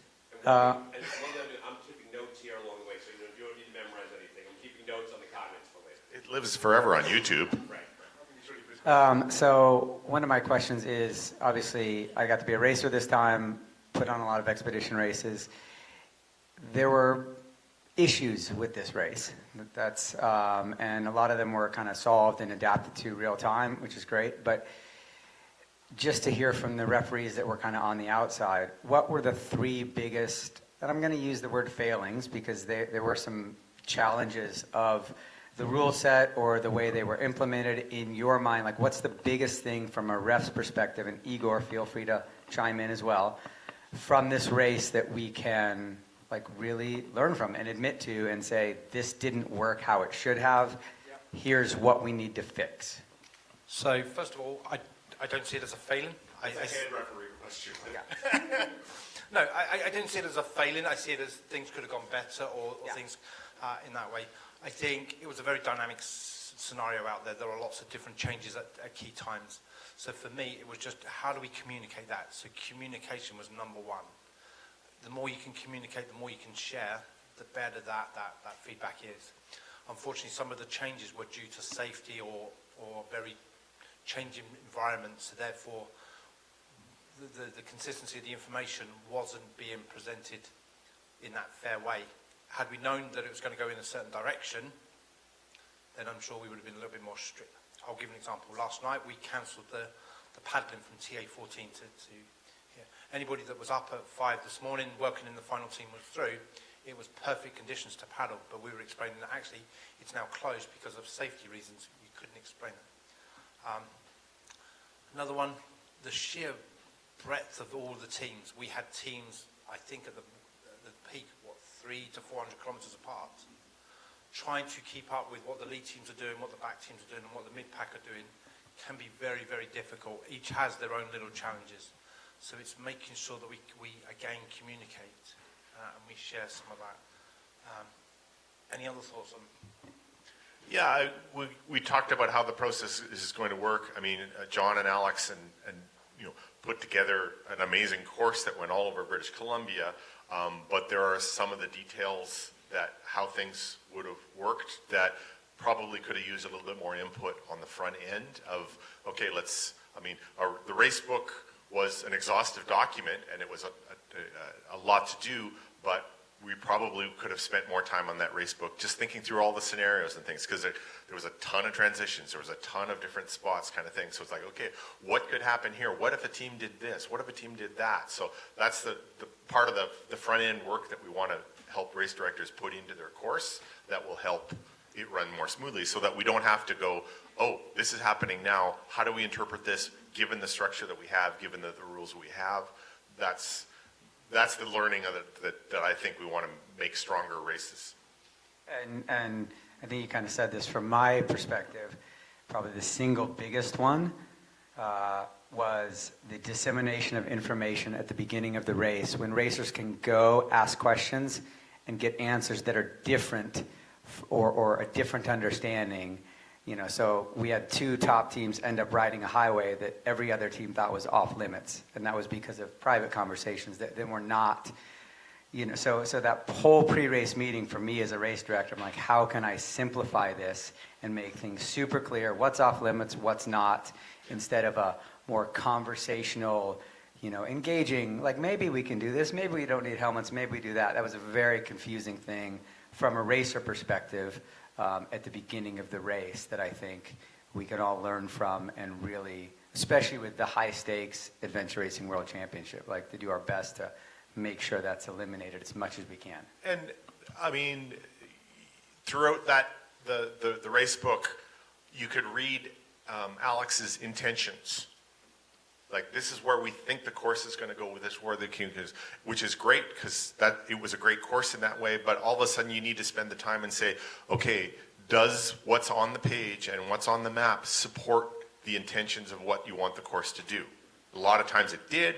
In some spots, it needed a little bit more work. It may probably need a little bit more eyes on it. It needed another week or 2 earlier for us to go through and just make sure, yes, we want, as I said at the beginning, we want, as referees, we want to support your vision for your course. So let's make sure that all the T's are crossed, all the I's are dotted, to make sure that when it comes time to standing in a field in Pemberton, we're not having to interpret things. So again, backing up that process, I think will make it stronger for every race director. Yeah, and as a referee, we're not there to say, you can do this, you can't do that. That's your job as a competitor. But rather, if you find yourself on the, then come to us and say, look, I thought this, I thought that. We'll then go away and say, well, was that rule, was that map, was that piece of information you got given? What is the race director? Open to that interpretation. And we're quite fair in that way. I've supported a number of your events, and you've hopefully seen that. So thank you. Any more questions? I think we've got Chelsea. Me. Hello. Okay. I would like to know if there is any ideas on like creating a referee committee for the race organizers as well as for the athletes, because we could have like a group of people that with a lot of time before the race know the course, know the situations, and are into the strategies possible and everything else, and can collaborate with the structure of the race and make sure it attends certain standards of the ARWS too. I think we should have like, I don't know the name in English, but like a paper with rules for organizers as well as for athletes, so we could have a standard. And like, it's not, we don't want a standard, we don't want a triathlon, but we want certain things to happen. We expect that as an athlete, and the races are more and more, every organizer do different, the way they want, the way they can.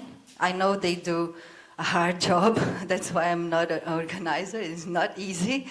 I really appreciate all the effort all the organizers put into races, but I think certain rules must be followed, and it's not anymore. I would say, as an example, the kayaking stages. You cannot have like a 30K kayak on a world championship, like what it was last year. This year was great, but last year was nothing.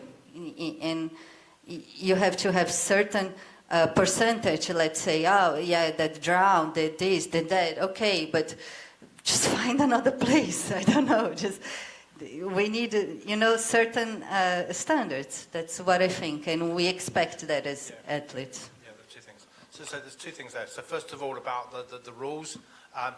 Definitely not in the next set of rules, but in the one afterwards, we're probably going to have a look at what do we do, how can we be more uniform on some of the events? And then what ones can we actually physically change? So we can look at those consistencies. We can look at how we can then make sure that when you as a competitor turn up, or when you're as a race director trying to set the course or plan the event that you've got, do you know which rules you cannot change and which ones you can change? Secondly, on how referees can support race directors on standards, best practice, that's something that's been bobbling around for a little while. We've not really got any traction on that at the moment. I'll give an example. The CPs, do we use photographs? Do we use clippers? Do we use strips on our arms? There are lots of different ways. What is the best practice? What is the right use of those various options in the options you have in your race as well? So we're looking into that, but that'll probably be back end of next year. Just an example on that, I was Expedition Ozark last year. I was the race referee, and again, I kind of came to the race, hadn't seen the race book beforehand, and they had a ton of photo CPs. And part of it was the nature of the course went through a lot of public areas, and the fact of leaving a flag out was a risk and things like that. So they said it's less risky. We're not going to lose checkpoints if we just make them take a picture of that. Well, the implication of that, and the thing where a referee could probably add value to that, is like teams are carrying a mandatory camera.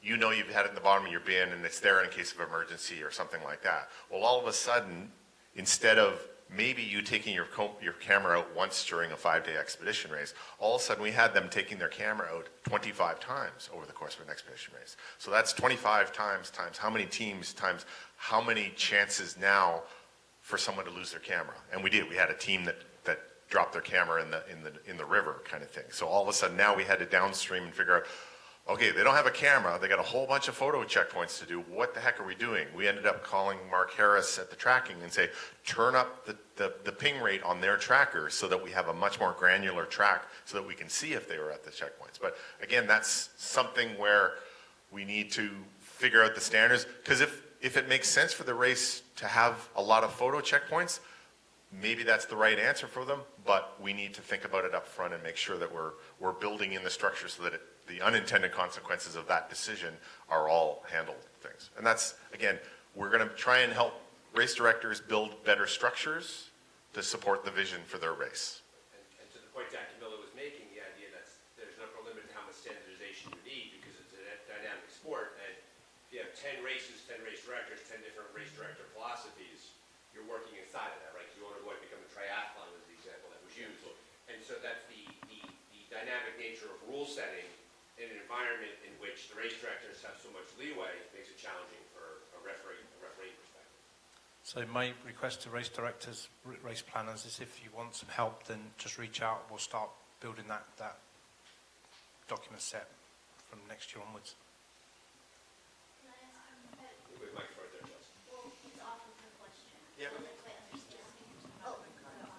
Oh, got it. Yeah, sorry. I didn't understand the 30K paddle from Ecuador. Was that addressed, or what did you mean by that? There wasn't enough paddling in Ecuador. Oh, there wasn't enough paddling. You want it to be more balanced. Correct. Okay. I just wanted to hear that. Just to that, that's a kind of a bigger race standards question about what's an ARWS expedition race. It should have these elements. Referees, we can help with the execution of it, but we're kind of downstream of that. That's the bigger picture of, as they're planning their race, working with Heidi and the ARWS team about, what should it have and what is unique to your environment or where you are or where your race is going to go, but it has to have a certain amount of paddling. And I think Ecuador was an exception because they ran out of water because of circumstances. And we also want to be we don't want to mix up our two panels, right? This is about refereeing now. Yes. There's an athlete's forum after this, right? So that's not what's that perspective. Save athlete stuff for athlete stuff, race referee stuff for race referee stuff. All right. My question is there any possibility to bring in drug testing? Or when does that come about? Thanks for coming. So that's an easy question. There are lots of different ramifications of that. So yes, the answer is we are looking at it. We are looking at different ways of supporting it. The problem is we just got to make sure that actually if we do accuse somebody, actually how robust are we? Are we getting the right company to do it? Are we getting the right support? We've seen in sports where before people have got sample A tested, sample B tested, and they've still been found not guilty later on. So it's making sure that we understand that full bigger picture before we start adopting something and then we start falsely accusing people of that. I just would like to say something on the drug testing. We did a big investigation at the World Champs. We've had that discussion with the referees for Africa and South Africa. We reached out to the IOC and Switzerland, and we got a big report back of the way you conduct drug testing. It's not just somebody come in and do a random test at the finishing line. It is a massive process, because if you as a company if your process is not correctly done legally, we and all of us and everybody will get sued for the rest of our lives. So there's a whole process of how to conduct it. There is investigation needs to be done. They have a standard process of how and the formulation of it, which we can definitely work with, and with all the federations in the world. And that process needs to follow it accurately. Because the drug testing is the easy part. You get, maybe in a country, you can get funding, you do the test. But what happens and how does it get done? And now imagine you, let's say your team is the winning team. We get the test back in South Africa 6 weeks later. You got awarded, you got the prize money, and now 6 weeks later, we got the results back and we have to strip you from your title.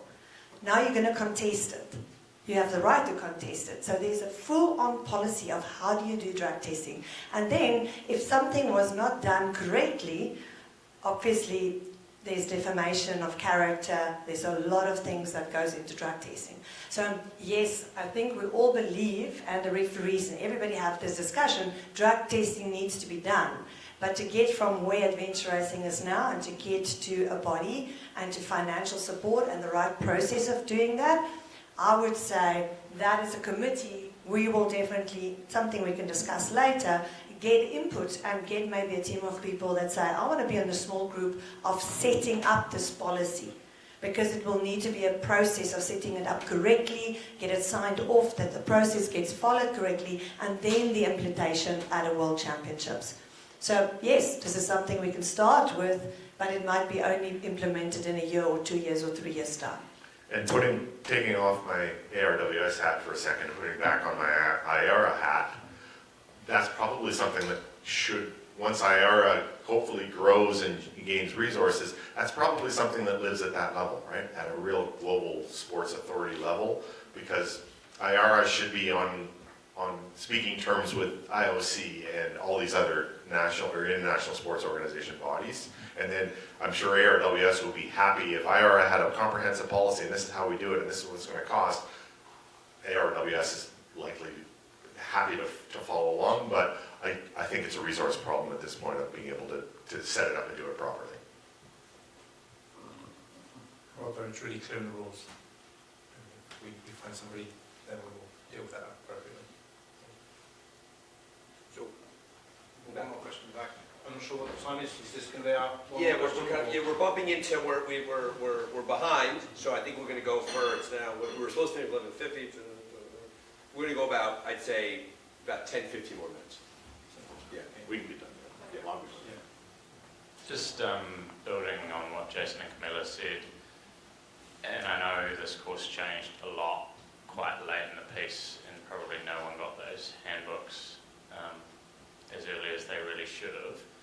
Is there any thought when it comes to these larger races and the more serious things like the national finals about having an athlete group that are a sort of reviewing panel? Like I know if you'd given that handbook to ask the athletes in the room, you would have gone. We'll give it over to Heidi. This is all the questions first.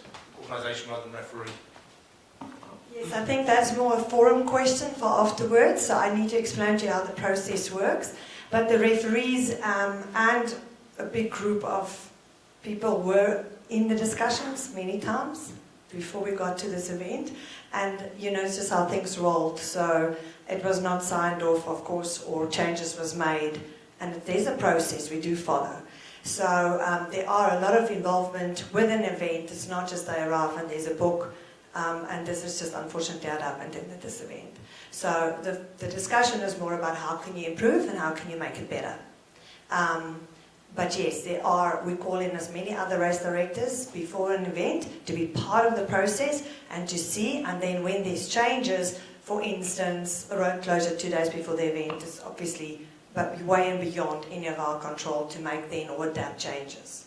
But there is, and we are trying to definitely, that is, like I said, a discussion for the forum. That will be something more from a World Series side to get more support of people who's not racing. We're calling other race directors. We say, here we are, have our meetings. Please come and listen. Look at the presentation. Look at the course. Look at the race book. Can you pick up more mistakes? We have Rob, our media director, looking at the language. Sometimes we translate the books into French or into Spanish. The translations needs to be correct. So there's a massive team behind the scenes.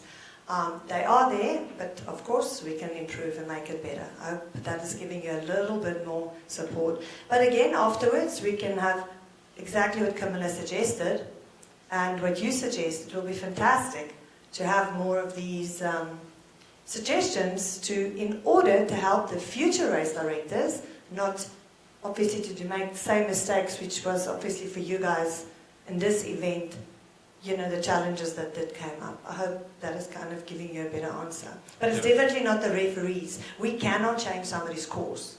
We cannot change them. I guess I'm suggesting a collaborative approach between race directors, referees, and some panel of athletes. Because we do that. We do that. We do invite before the event, and we had before this event, we had. Okay. But as referees, we can also look at when you receive that information and take that into mitigation as well.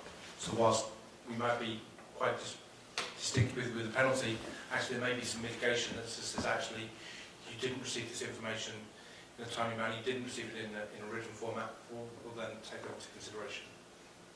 And hopefully you saw that on this event as well. And I think the point that you're making is, and just to make sure it's clear, because I think the point that you're making is the idea that there are different people that weigh in on rules and officials. They have the race itself is officiated. What you're advocating for, and I think a lot of your fellow athletes share that, is the voice for the athlete to get involved in a conversation around the overall rule structure for a race. Do I hear that properly? Yeah. Okay. Like, it's all good, the race directors and the referees talking, but at the end of the day, it's the athletes interpreting it, and they have a different viewpoint a lot of the time. Right, and you could argue that that's the most valuable viewpoint, right? Because you're the ones who are living the course, right? And so therefore, having a role built in for the athletes, for the overall rule structure, not just for a race, but overall, is what I think is what you're saying, if I have it properly. Yeah, give me the match beforehand, and I can talk to the referees and say, these are the rules that people are going to bend or try and break, and these are the ones that there's going to be a question and answer list. So, you know, Jason and I speak. Yeah, we like a great example is Expedition Oregon Redirect. I'm always amazed at, even though I'm an athlete, when I'm putting on a race, I go through everything, I write the rules, I make the maps, I do all this stuff, and then because I don't have a habit of sending it to somebody like Jamie or Lars or, you know, that has the athlete hat on, all of a sudden people are doing things and I'm like, why would they do that? Because I've been so insulated in the course that I'm creating and my understanding of it and all the possibilities, and I think of a lot of them, but sometimes having 3 or 4 like really experienced, storied, competitive athletes that aren't going to compete, look at it and be like, oh, look at this. This is going to happen here. This dart drill is going to totally screw people. How can we adapt that? You know, these rules are not written well enough because it's like any time we're writing a story and we try to edit our own work, it's very, very challenging. So it's almost like having that panel that, you know, again, this is not really the referee question, but having, and USARA just started this, which is the United States Adventure Racing Association. Now they have a group that race directors can send all of their material to that's completely neutral before an event and look through the maps, look through the rules from a racer perspective, like very, very experienced racers, and then give feedback, whether we take it or not. But that at least could let us understand what we're missing better, which I think is the ultimate goal here, is to like understand some of the things that we're missing and head them off before it happens. I would just suggest that amongst that referee group is a whole lot of experience. Probably I have raced, because there's a lot of race directors actually racing here, but also have done enough events to understand the logic of, you know, when I see Jason Magnus and he's going to sit and relay, what angle is he going to try and figure out there, right? And good credit to you, because you're trying to find every competitive edge you can, but part of that is figuring out, even speaking of how we refereed this race, I mean, it was Scott and Igor and myself and Millie. We were stretched out the whole course kind of thing. I ended up almost being the opening referee. So I went I was the first one into a TA before the front of the race got there. Basically, it's like, okay, tell me what's going to happen here. What's the instructions are happening? How are they coming in? What are they expecting to do here? Are we all set? Are we happy with the structure and the process and the flow of how it's going to happen? Scott's at the back end trying to say, okay, these teams are doing, what are their options to short course or something like that. So there's a lot of, it was a fairly active race for us as referees. A lot of the TAs as well, just on that point, it's fine when you've got the lead teams going through, it's like 1 or 2 teams, but when you've got the mid-pack going through, it's a very different setup. What are we going to do when there's 8, 10, 12 teams all suddenly here? We'll use TA7 for example. It was very tight, very narrow. The lead teams were able to spread out quite a bit, but when that mid-pack came through, especially after a dark zone, that became very chaotic. So we gave that instruction to the TA staff as well. So we do follow some of the best practice from other events. We do follow from our previous experience and try and iron that out as we go along. Because you're a messy bunch. Yeah. I didn't want to say that, but... So we're about 3 minutes away from transitioning into the athlete forum, and there's obviously the intersection of these two topics coming together. Specific feedback related to refereeing for the purpose of the refs hearing it, and then I'll add it to the notes. Anything we want to add to that?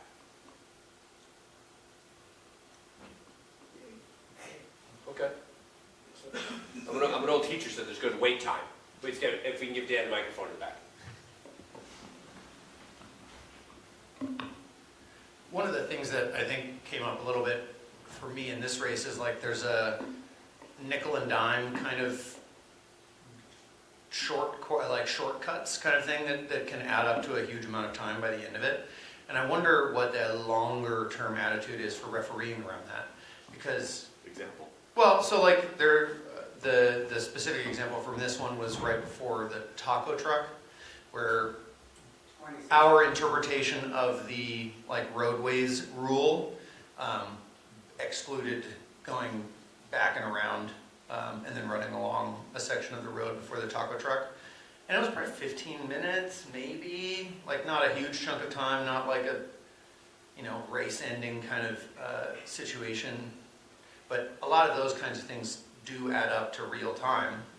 It's certainly for us, again, sixth place was 12 minutes behind us, so that particular example is big enough.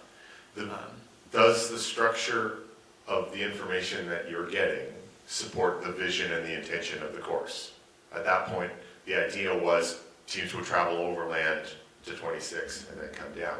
But the structure of what was in the rule book or the race book, what was on the maps, what was indicated as out of bounds, just wasn't there. So part of us is getting, moving forward is to get stronger and say, okay, we needed to walk through that as part of our review of the course to make sure, what if someone comes down in here and does that as an out and back instead of going across overland like is intended? Okay, we need to strengthen the information shared to make sure that they go where we intend them to go. So that's... I also wonder if there is actually a willingness to hand out little penalties like that. We do give, so we have issued penalties for being out of bounds on this course. The problem is it's the interpretation. So if it's not out of bounds and that team has decided that we didn't tell you it was out of bounds. If we can tell you and they've interpreted that, then that's fine. That's where we would probably walk through and say, is that the intention? No, then let's mark that part of the road out of bounds, or let's move a checkpoint so that we keep them up higher or move them down further down. So that's where probably two-way communication after an event, where we can then feed it back into Pascal's here right now. So I'm sure be taking copious notes on how we can penalise you. No, keep you on a certain track. Well, I mean, at some point, it's like not penalizing small infractions, just rewards or punishes teams that are, but the structure trying to do the same. Yeah. Anyway. Thanks. Great question.